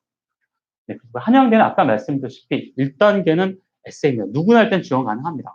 근데 2단계에서 아까 말씀드린 대로 일부 내신이 반영이 되고 있기 때문에 어느 정도 내신은 좀 신경을 쓰셔야 되는 부분이 있습니다. 정리를 하자면 연세대학교는 내신과 영어 능력, 면접에서, 그리고 고려대학교는 이 약한 내신을 보완할 수 있는 기회를 조금 주는데, 이화여대는 이 스펙으로 약한 내신을 조금 더 보완할 기회를 좀 더 준다라고 볼 수 있겠고, 한양대학교는 1단계에서 영어 능력을 굉장히 많이 요구합니다.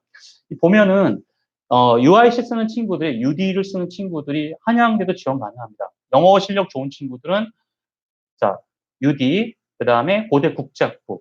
고대 국제학부는 특기자로 많이 뽑진 않죠. 하지만 영어 실력이 굉장히 높고요. UD, 연대 국제학부, 그 다음에 한양대 이렇게 씁니다.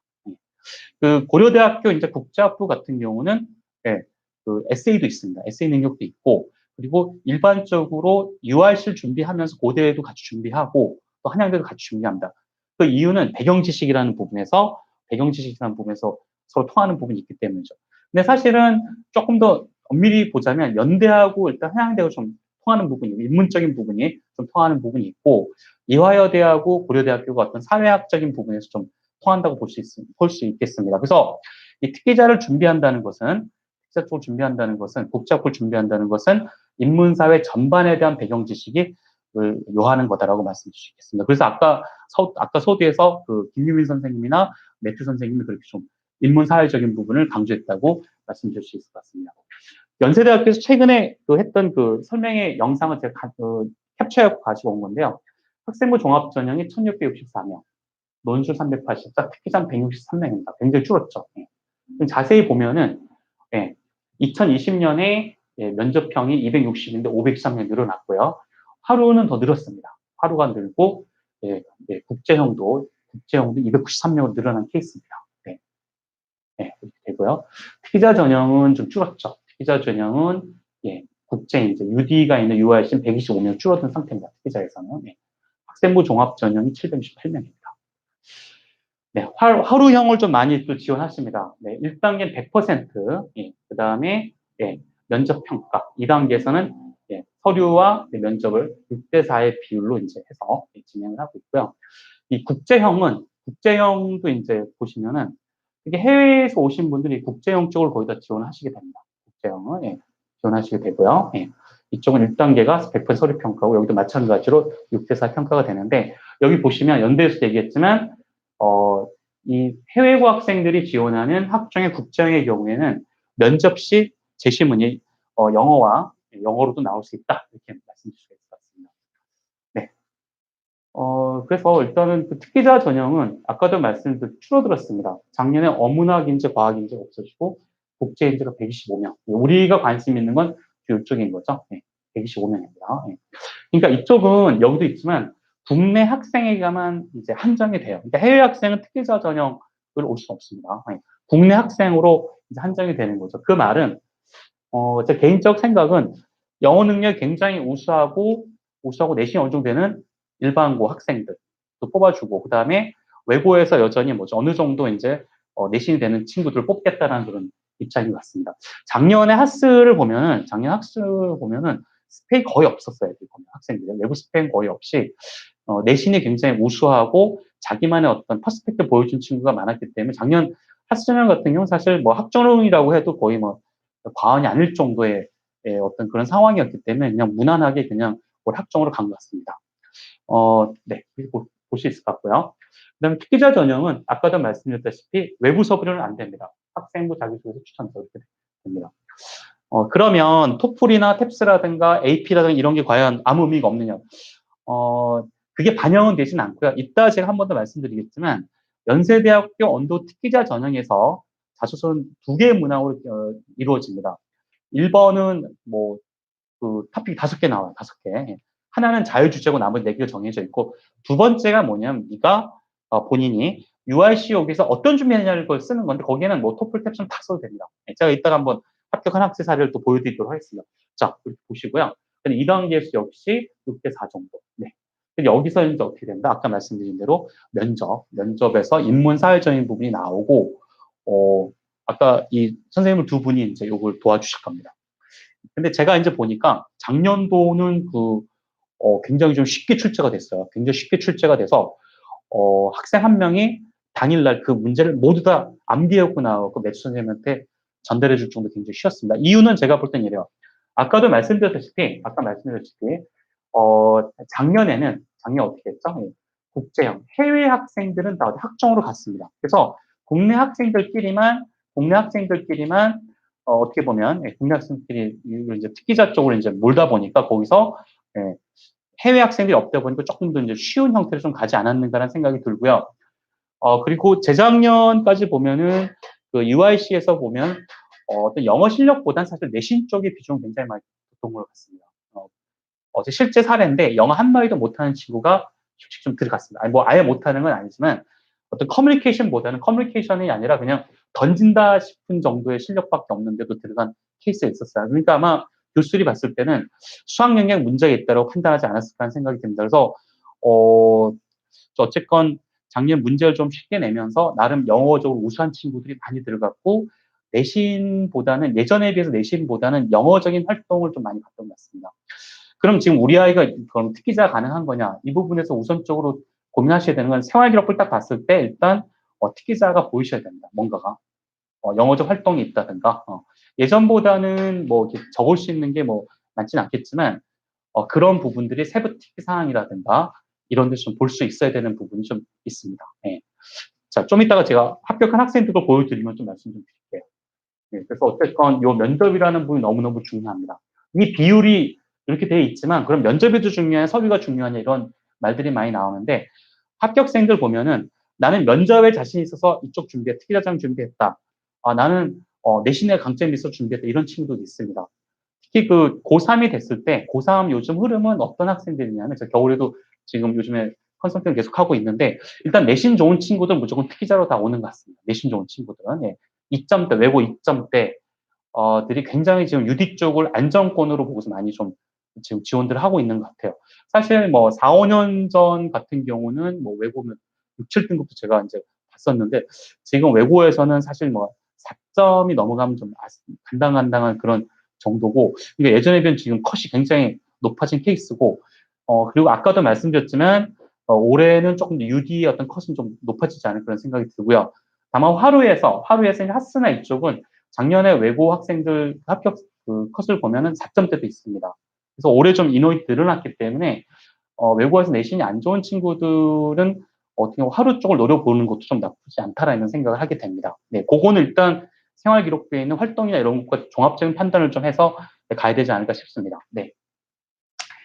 자, 학생부 종합전형, 활동 우수 국제형 기회균형 중 가능합니까? 이게 그 최근에 있었던 온라인에서 있는 질문인데 여기서 하나밖에 지원할 수 없습니다. 하나밖에. 이게 중에 하나만 지원하셔야 됩니다. 해외고 출신자가 학생부 전형을 지원할 때 보기 출신 서류는 제출이 가능한가요? 자, 해외고 학생들은 아까도 말씀드렸다시피 SAT라든가 IB, AP는 가능합니다. 실제로 그 해외 학생들의 어떤 내신을 균일화할 수 있는 부분이 없기 때문에 IB는 꼭 내신이라고 보시면 될 것 같고 SAT를 통해서 전체적인 내신이라는 컷을 갖다 그런 부분을 좀 중고의 틀을 좀 학교에 정하는 부분이기 때문에 SAT나 IB는 되게 중요하고 AP라고 하는 것은 어떤 심화 과정으로서 좀 대학이 보고 있기 때문에 그건 제출 가능한데 뭐 토익, 토플, 탭스 뭐 이런 부분들은 제출할 수가 없는 부분입니다. 이쪽은 반영을 하지 않는 부분이다 이렇게 말씀드릴 수가 있겠습니다. 네. 자, 대체적으로 국내 학생들 같은 경우는 가능한 외고는 4가 넘어가지 않았으면 좋겠고 일반고 같은 경우는 일반고는 지금 컷이 점점 높아지는 부분입니다. 거의 뭐 3점대까지 올라가는 상황인데 올해는 고경이 빠지면서 과연 3까지 갈지 지금 좀 고민을 좀 저희 좀 하는 상태입니다. 굉장히 좀 올라갔어요. 제가 약 10년 전에 일반고는 1.5, 강남 같은 1.5가 넘으면 안 되는데 지금 약 10년이 지나면서 일반고는 거의 2배 가까이 좀 올라온 케이스입니다. 일반고는 지금 올해 일반고는 문재인 정권이 들어오면서 특목 자사고를 없애겠다. 일단 첫 번째 기수고 또 굉장히 좀 우수한 학생들이 많이 있는 게 올해 일반고예요. 제가 지금 쭉 상담하다 보니까. 그래서 일반고의 강세는 좀 더 지속이 될 가능성이 크지 않나 이런 생각이 듭니다. 사실 보면. 네. 외고 학생들은 예전 같지는 않지만 그래도 여전히 외고 학생들 생활기록부라든가 활동에 있어서 유리한 부분이 있기 때문에 또 영어도 많이 사용한 부분이 있기 때문에 준비를 착실히 한다면 충분히 합격 가능성이 있으니까 여러 가지 부분을 고려하셔서 결정하셨으면 좋겠습니다. 그다음에 고대, 이대 이렇게 좀 나와 있습니다. 네. 그리고 국내고 같은 경우는 이렇게 실질적으로. 그리고 변천사점 말씀을 드릴게요. 변천사. 2018년은 특기자로밖에 뽑지 않았습니다. UIC 다 특기자예요. 네. 특기자로 UD, 하스 다 뽑았습니다. 네. ISE 전형까지 다 뽑았어요. 뽑았는데 2019년도가 되면 학종이 신설됩니다. 학종이 신설이 되면서 여기 보시면 하스나 일부 인원이 학생부 종합지원을 가기 시작합니다. 근데 2020년에 어떤 일이 발생하냐면 해외고 학생들을 위한 국제형이 일단 여기 딱 들어가게 됩니다. 그러면 특기자인을 팍 줄죠. 그러면서 올해 2021년에는 완전히 하스 이런 쪽이 완전히 학생부 종합으로 넘어가고 남는 거는 언더우드 전형만 특기자 전형으로 국내 학생들이 남게 됩니다. 예. 그래서 특기자 전형은 UD밖에 없다, 연세대학교는. 그리고 영어 면접 때 이렇게 보시면 될 것 같아요.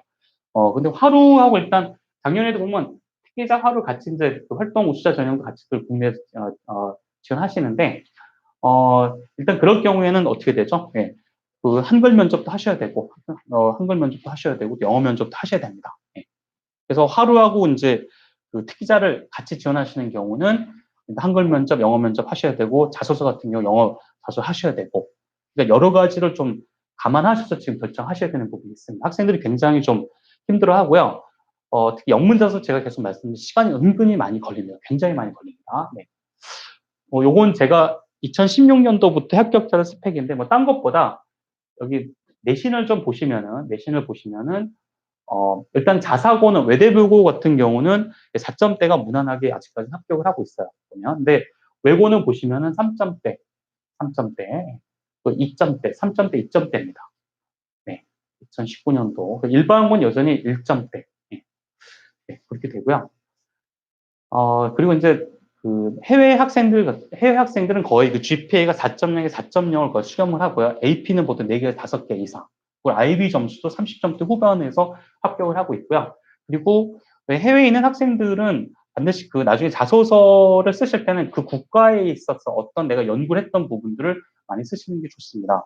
뭐 중국에 있는 친구들의 경우에는 뭐 중국 내의 문제들 있지 않습니까? 예, 그런 걸 좀 같이 쓰시면 또 중국 경제 문제 같은 이런 걸 좀 쓰시는 거 되게 좋고요. 예. 네. 그리고 이때 이제 2018년도부터 보면 사실 내신이 외고가 3점대로 많이 수렴을 하게 됐어요. 2.3점. 예. 물론 이제 그 추합으로 5가 합격이 되는 경우도 있지만 대체적으로 예전보다 2018년을 통해서 외고의 어떤 내신이 거의 이제 3점대로 많이들 이제 가고 4점대는 좀 위험하다는 인식이 가게 됐던 것 같습니다. 2017년이 좀 큰 변화의 시기였다고 말씀드릴 수 있겠습니다. 네. 그렇게 보고요. 작년도 합격한 학생들 예를 좀 말씀드린 이 친구는 이제 명도교육 학생이었습니다. 4.1등급. 네. 그래서 보시면 거의 특기자 영어를 워낙 잘하는 친구 다 영어 스펙입니다. 영어 능력도 일단 기본적으로 이 부분이 연대에 반영되지는 않지만 기본적으로 어학적인 능력이 굉장히 우수한 친구들이고 다 영어로 깝니다. 그러니까 이 부분이 자신이 있던 거죠. 내신이 좀 약한 경우는 영어적 활동 스펙이 어느 정도 되느냐. 작년도에 공통된 부분들 제가 합격생들을 제가 다 뒤져보니까 내신 약한 친구들은 요 영어 활동에서 굉장히 많은 플러스 알파를 해줬던 것 같습니다. 그런 내신 약한 친구들은 이 교내 활동에서 영어 활동했던 부분들하고 그리고 이 부분을 최대한 자소서에서 많이 녹여내는 전략으로 가시면 좋을 것 같습니다. 한영외고학생 2.8이었던 거죠. 지금 이제 2점대는 굉장히 안정적인 거죠. 안정적인 그런 부분입니다. 안정적이다라고 말씀드리고요. 부산외고, 이 친구도 되게 2점대, 2점대, 부산외고, 그다음 대전외고 같은 게 굉장히 인정을 많이 받는 외고입니다. 대전외고는 저희가 작년에 10명 가까이 됐죠. 1단계 다 붙었습니다. 대전외고는 다 붙었어요. 예. 그래서 부산외고에서 아이들이 SRT 타고 올라와서 주말에 들었는데 굉장히 좋았고, 외대부고 4.8. 예. 국제 이 친구들이 굉장히 인정을 많이 받습니다. 이미 이 교과과정 자체가 영어로 돼 있다 보니까 굉장히 인정을 많이 받는 부분이에요. 예. 일반고에서 1.9 등급. 예. 예전에는 2가 넘어가면 안 됐지만 몇 년 전인데 지금은 2가 넘어가도 되기 때문에 예. 숙명여고 3등급에도 할 수밖에 한 케이스입니다. 이런 부분들. 네. 요거는 2019년, 2020년 합격생들을 제가 몇 개 뽑아왔습니다. 요 자료는 아까 말씀드린 특례특기자 카페에 가시면 직접 확인하실 수가 있습니다. 특례특기자 카페에 가시면 저희가 다 올려놓기 때문에 보시면 되겠습니다. 이 친구를 제가 가져온 이유 딴 게 아니라, 좀 이 친구 되게 유명했나 봐요, 보니까. 이 친구를 보면은 일단 내신이 뭐 1점대는 아니었습니다. 이 친구를 보고서 은광에서 또 일반고에서 많이 왔던 케이스인데, 공통된 게 어떻게 되죠? 1학년 내신보단 2학년 내신, 2학년보다 3학년 내신 올라갔죠. 상승을 탔던 거죠. 제가 요 앞에 이제 한 친구를 보여드리면은 이 친구도 마찬가지입니다. 이 친구도 강남권에 있는 여고 학생인데 1학년이 5점이에요. 2학년 4점입니다. 1학년 2학기가 5.4점. 근데 2학년 가서 얘가 어떻게 되죠? 돌변합니다. 완전히. 얘가 좀 어떻게 돌변하면, 예, 1.8, 2.2 되고요. 3학년 때 완전 2.0을 때립니다. 토토 3이 된 거죠. 그러니까, 입학사정관들이 관심 있는 거는 과거가 아니에요. 과거는 묻고 싶지 않습니다. 그죠? 예, 현재가 너무 좋으면 과거를 문제 삼지 않기 때문에, 지금 이 친구들 보면은 이 과거보다는 여기서 많이 쳐졌던 부분이죠. 그리고 이 친구는 외국에서 또 살다 온 그런 게 있기 때문에 이게 자신의 어떤 하나의 영역이라 생각해서 영어 활동을 교내에서 굉장히 많이 했습니다. 그래서 우선 주목하실 부분은 과연 내가 내신이 상승 곡선 그리고 있느냐, 영어적 활동이 어떻게 되냐, 이 부분을 좀 많이 좀 보시면 될 것 같습니다. 예. 다 알고 있어야 돼. 내신이 가장 중요하다. 이런 부분들은 예, 다 알고 있고, 이 친구가 어떻게 보면 저희보다 잘하는 부분이에요. 특기자의 가장 큰 특징은 면접 부족한 교과 성적 극복할 수 있다는 점이다. 이렇게 예, 보고 있다고 말씀드리겠습니다. 경계고 이 친구는 어떤 학생이었냐면은 얘는 자소서를 연설문을 써냅니다. 한 친구입니다. 이 친구는 자기 활동을, 얘는 원래 한류에 관심이 많아갖고요. 그래서 이 친구는 외부 스펙이 하나도 없어요. 전혀 없는 상태에서 합격했던 친구입니다. 인증시험을 준비하지 않았어요. 이런 친구들. 예. 그러니까 이 친구를 통해서 우리가 알 수 있는 건 특기자 전형도 학생부 종합전형의 하나의 한 부분인 것이지, 특기자만으로 거기에만 올인하는 건 굉장히 좀 위험하다라고 이런 걸 좀 보여주지 않나 싶습니다. 전략도 잘 썼던 케이스고, 대원외고 학생이었는데 이 친구는 이런 얘기를 합니다. 예, 내신과 면접에 대해서 얘기하면은 서류가 점수 높지만 둘 다 중요하다. 서류도 중요하고. 근데 올해는 보면 일단은 내신이 좀 센 친구도 굉장히 많은 것 같습니다. 굉장히 2점대들이 좀 많이 지금 상담을 하고 있어요. 지금 보면은. 네. 그런 상태고, 이 친구는 일반고에서, 이 친구는 재수를 했던 케이스입니다. 재수해서 붙었던 케이스고, 네. 이 친구도 보면은 중국에서 5년 동안 국제학교 다닌 경험이 있다. 그래서 이제 중도기구 학생들은 어느 정도 내신이 된다면 과감하게 노려보아도 되고, 이런 어떤 국제학교 다녔던 경험이 있기 때문에 영어 교과상이라든가 경험 활동이 굉장히 많았던 케이스였습니다. 네. 네. 자, 이제 2020년도입니다. 자, 이 친구를 보시면 내신이 어떻게 되죠? 1학기 건 없는데 2학기 때 4.5 6등급을 했어요. 네. 그리고 이제 4. 그래서 총 어떻게 됐냐면 4.8이었죠, 내신이. 예. 근데 이 친구 어찌됐건 상승의 어떤 그런 부분이 있었던 부분이고, 그리고 교내 활동 자체가 굉장히 좀 수준이 높았어요. 수준이 높았던 케이스고, 예. SAT 같은 1,500점, 예. AP도 굉장히 많았던 케이스입니다. 이 친구는. 예. 그래서 이 친구는 자신이 영어에 자신 있고 해외에 살던 경험이 있다. 이 부분.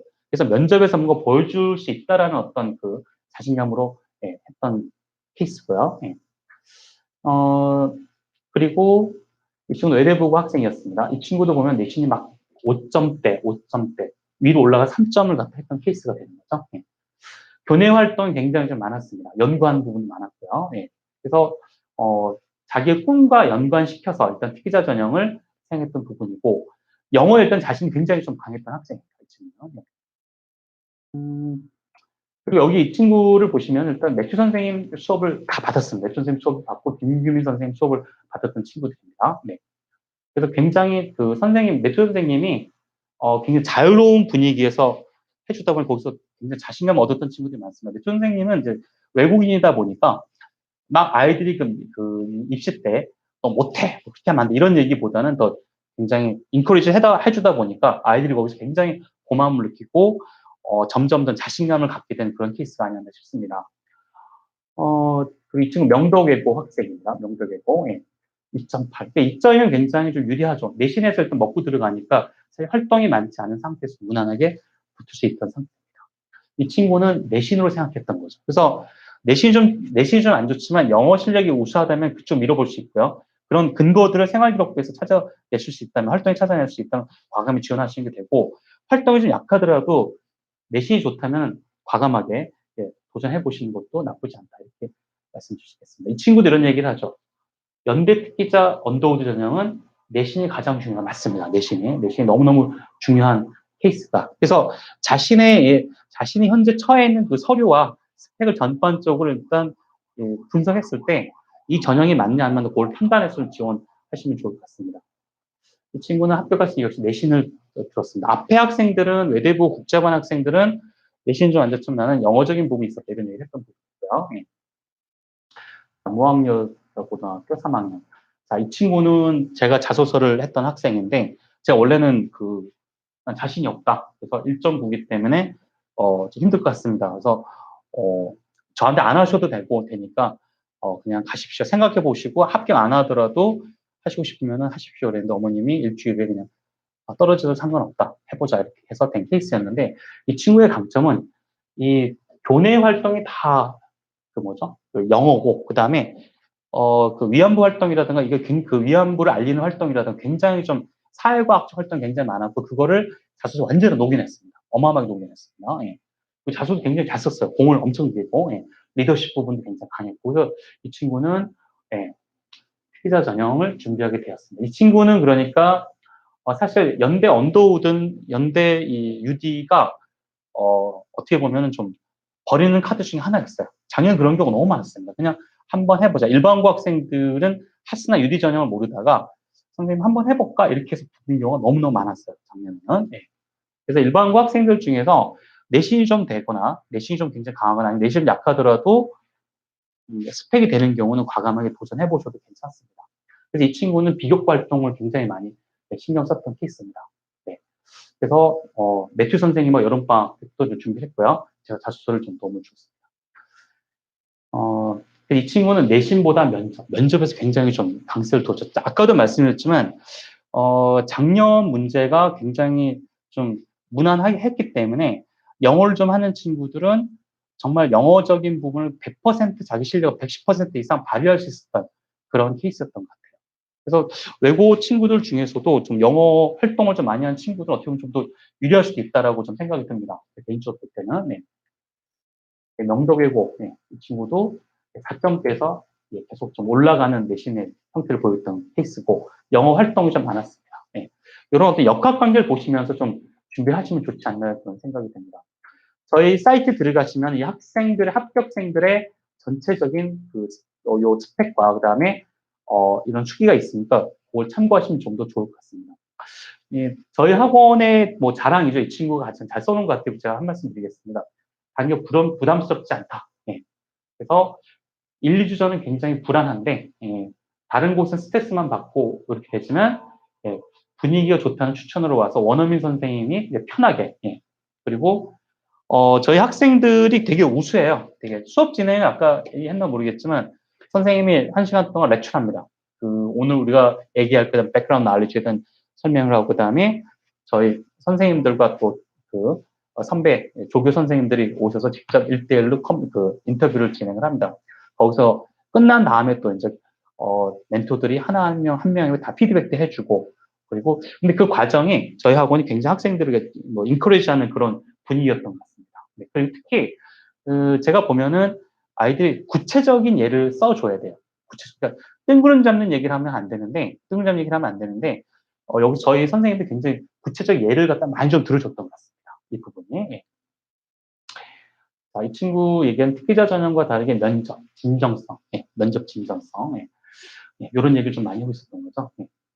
면접관에게 보여주는. 그래서 이 합격한 학생들의 글을 보시게 되면 면접 때의 어떤 그 교수들과의 그 미묘한 어떤 신경전, 그리고 거기서 자기가 어떤 떨림이 있던 거 어떻게 극복했냐 이런 얘기를 좀 많이 적어놨기 때문에 한번 보시면은 도움이 될 것 같고요. 자, 국제학교 학생 얘기를 들고 해외 학생 얘기 좀 들어보도록 하겠습니다.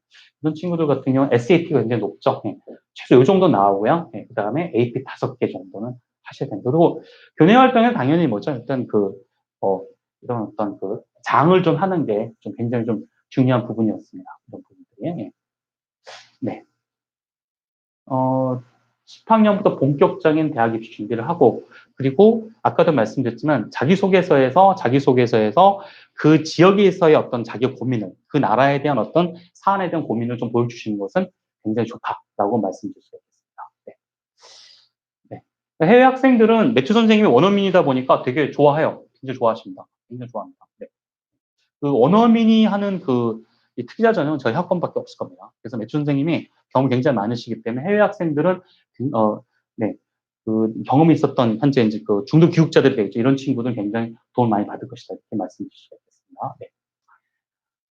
제가 이제 좀 말씀드리고 싶은 거는 일단 자소서입니다. 아까도 말씀드렸지만 자소서, 영문 자소서, 특기자를 하는 친구들은 이제 국내 고쪽 이제 학생들이 한정이 되겠죠. 네. 이 친구들은 이 자소서가 여기서 보시다시피 5개의 탑택이 있습니다. 5번째는 본인이 선택을 하면 됩니다. 5번째는 본인이 자유주의로 써도 되고요. 2번째는 300단어로 왜 어떤 준비를 했고 왜 UIC가 본인을 받아야 되는지 이 얘기를 쓰는 거예요. 그러니까 600자, 300자입니다. 이렇게 보시면 됩니다. 그래서 뭐 제가 시간 관계상 뭐 디테일한 설명은 좀 그렇고요. 오늘 그 해외 고학생들은 이제 학종 쪽으로 가셔야 되니까 요거는 좀 거리가 머니까 제가 간단하게 좀 말씀드리겠는데 딴 것보다 이렇게 어려운 영어로 쓰실 필요는 없습니다. 편안한 영어로 일상적인 삶을 쓰시면 돼요. 여기서도 어떤 얘기였냐면 나는 항상 리더였는데 내가 간 고등학교에 너무 잘난 애들이 많아서 나는 킥소리도 못했어 이렇게 된 거죠. 킥소리 못했는데 어느 날 뭐 반장이 돼서 정말 왕따 당하는 친구를 도와줬어. 그때 내가 깨달은 거는 리더라는 것은 명령하는 자가 아니라 고민해주고 서포트하는 것이 진정한 트루 리더다라는 거를 깨닫고 서포터인 것이며 그 친구를 통해 진정한 도움받은 건 내 모습이었어. 내가 오히려 그 친구가 도움받았어라고 하는 어떤 퍼스펙티브, 감동을 주는 거죠. 감동. 그래서 UIC 영문 자소서의 핵심은 감동을 줄 수 있어요. 감동을 좀 줄 수 있습니다. 감동이. 그래서 제가 좀 드리고 싶은 말씀은 일단 열정이 있어야 돼요. 이 열정이 사실 감동으로 이어지는 거고 가능한 최대한 소박하게 쓰시면 됩니다. 일단 한글 자소서 쓰는 거를 막 연결시키는 친구들이 있는데 그거는 별 의미가 없어요. 그렇게 쓰시면 안 되고요. 이거는 철저히 하나의 잘 완결된 어떤 완벽한 하나의 형태의 작품으로서 수필 작품으로서 편하게 쭉 흐름을 만들어 와야지 여기저기 쓰는 짜집기 해서 그거 되진 않습니다. 흐름이 되게 중요하고요. 그 다음 자기에 맞는 토픽을 구하셔야 돼요. 자기에 맞는 토픽이 무엇인가. 아까 말씀드린 내가 감동을 줄 수 있는 게 무엇인가 고민하셔야 됩니다. 너무 드라이한 그런 의미가 없어요. 드라이한 그런 의미가 없고요. 제가 정확히 하시게 되면 제가 빠꾸를 놓게 되는 게 그냥 평범한 얘기 쓸 필요가 없습니다. 평범한 얘기는. 그리고 잘난 체할 필요가 없는 거예요. 잘난 체보다는 자기에 대한 어떤 깊이 있는 통찰력이 되게 중요하면서 내가 느끼고 고민한 점을 써야 되는 거지 나열을 하는 건 좋지 않습니다. 네. 그리고 그 전에 UIC가 어떤 곳인지를 또 알아야 이번 문항을 쓸 수 있기 때문에 좀 시간이 있을 때 UIC 사이트 들어가서 언더우드에 어떤 과들이 있고 내가 가는 과가 어떤 과면 좋을까 이런 고민을 좀 해보시는 게 굉장히 좋을 것 같아요. 뭐 제가 나중에 자소서 설명할 때 조금 더 말씀을 드리고요. 네, 저희가 작년도에 저희가 이렇게 라인업을 구성을 해서 선생님들이 좀 진행했습니다. 특기자와 한양대 면접서 그리고 하루 저희가 진행했었고요. 요건 제 연세대학교 언더우드 영문 자소서 프로그램입니다. 그래서 특기자를 준비하시는 분들은 자소서가 필요하시다 결정하시면은 저희 학원에 오시면 제가 자세하게 좀 뭐 구성부터 해서 자세하게 좀 지도를 해서 합격에 일조하도록 하겠습니다. 그리고 저희 학원 재외국민 6K 지원 전략 컨설팅입니다. 네. 아까 서두에 말씀드렸다시피 특례 자격이 있는 친구들은 특례와 수시를 다 같이 쓸 수 있습니다. 네. 그 분할이 되게 중요한 부분이 있는 거죠. 그래서 특례 몇 장, 수시 몇 장. 그리고 지금 해외는 거의 그 수시에 대한 정보가 없으세요. 제가 보면 수시에 대한 제가 뭐 해외 나가봐도 중국이라든가 태국이나 이런 데 가봐도 수시에 또 많이 모르시고요. 수시에 되게 모르시고 또 아까 제가 말씀드렸다시피 영어를 굉장히 잘하는 친구들 뭐 내신이 안 좋더라도 갈 수 있는 전형은 충분히 많이 있습니다. 그런 전형을 저희가 찾아드리고요. 그에 대해서 저희가 합격할 때까지 도움을 드리도록 하겠습니다. 그래서 해외 재외국민 학생들 같은 경우는 예, 특례와 그다음에 수시의 어떤 또 황금 분야 그런 부분을 저희가 좀 도와드리도록 하겠습니다. 저희 컨설턴트들이 계시기 때문에 많이 도움을 드릴 거고요. 그리고 여기 보시면 저희가 타입이 저희가 K 타입, 그 다음에 N 타입, S 타입 형태로 쭉 나눠져 있습니다. 그래서 저희가 여기 의대나 수의대 과정까지 저희가 저희가 컨설팅 해드리기 때문에 여기 그 K 타입 보시면 초기 상담부터 그 서류 저희가 진단해드려요. 그래서 어느 학교가 좋을지부터 해서 다 해드리고 그 다음에 수시는 어디가 좋을 것 같다 이런 얘기까지 다 해드립니다. 그래서 지금 해외에서 전혀 정보가 없으신 분들은 저희 이 아카이브를 통해서 신청하셔도 되고요. 해주시면 저희가 도움을 드리도록 하겠습니다. 그리고 영문 자소서 저희가 이렇게 좀 드리겠습니다. 예, 여기까지 저희가 좀 준비를 했습니다. 그래서 오늘 아카비아하고 같이 전 세계로 그 특기자 국제학부를 좀 설명을 하게 됐는데요. 아까 연대 언더우드 UIC 쪽에서 말씀드렸지만 올해 가장 큰 변화는 그 특기자로 UD만 국제학부만 UD고 영어 면접이고 국내 학생에게만 해당이 된다. 해외 학생들은 학종에 있는 이제 국제형 지원하시면 되고 그리고 거기는 영문 자소서가 영문 그 제시문이 나올 수 있다라는 부분들. 그리고 국내 학생들이 그러면 연대 쪽을 지원할지 고대를 지원할지 한양대를 지원할지 뭐 경희대를 갈지 그 부분은 가장 중요한 건 내신이다. 내신. 내신이 되면은 연고대 쪽. 고대부터 외부 스펙, 외부서를 낼 수 있죠. 외부서를 낼 수 있는데 고대도 보면 점점 그 외부 스펙의 그 영향이 떨어지고 있습니다. 저는 개인적으로 탭스를 가리키는데 탭스 예전에는 뭐 5, 6년 전만 해도 뭐 900이 안 되면 안 됐지만 요즘은 뭐 탭스 바뀌긴 뭐 600만 점 바뀌긴 했지만 예전 점수 800 초반 정도만 해도 봤습니다. 그래서 공인 어학의 위력은 점점 떨어진 상태고 오히려 내신의 비중이 굉장히 커진 케이스입니다. 그래서 지금 국내 학생들 중에서 이 특기자 전형 그다음에 이쪽을 준비하는 친구들은 내신에 좀 신경 좀 많이 쓰시고 그다음에 이 연고대가 힘들다 싶은 친구들 가시는 가장 높은 학교는 어디죠? 한양대학교가 돼서 한양대학교는 에세이를 갖다 준비를 하셔야 된다. 김규민 선생님이 꼼꼼하게 지도해 드릴 거고요. 그리고 그 외에 해외 학생들 중, 국내 학생들 중에서도 내신이 너무 좋지 않고 특별한 스펙이 없다 이런 친구들은 1단계를 공인 어학만 보는 국민대, 그 다음에 성신여대, 동덕여대 이런 쪽에 또 카드가 있기 때문에 크게 세 타입을 나눠서 준비를 하실 수 있는 부분이 있습니다. 그런 부분들 문의를 주시면 아카이브 쪽을 통해서 문의를 주시거나 국내에는 케네스 어학원을 연락을 주시면 저희가 그런 부분에 대해서 좀 많이 도움을 드리도록 하고요. 그리고 연세대 특기자 전형은 자기소개서가 영문이다. 이 부분. 그런 부분들을 거기에는 두 개의 그 문항이 나오는데 하나 600, 300자인데 이거 시간이 좀 많이 걸리는 부분이 있기 때문에 최대한 빨리 완성을 하는 것이 좋다 이렇게 말씀드릴 수가 있겠습니다. 서두에 말씀드렸다시피 고려대학교가 특기자가 굉장히 줄어든 상태고 그다음에 학종에 수능 체제가 걸려 있기 때문에 지금 고3들이 또 수능에 굉장히 또 많이 몰입을 하고 있는 상태입니다. 그래서 언제부터 면접에 들어가야 될지 또 지원을 진짜 어디를 해야 될지 화로를 해야 될지 모르겠다 이런 고민이 굉장히 많으신 것 같은데요. 저희 KNS 어학원에서 이제 그런 고민들의 풀어드리는 그런 어떤 하나의 조력자가 되도록 노력을 하겠습니다. 오늘 장시간 고생하셨고요. 저희가 다음에 더 나은 정보를 통해서 어머님들과 만나 뵙도록 하겠습니다. 오늘 장시간 고생 많이 하셨습니다. 네, 감사합니다. 고맙습니다.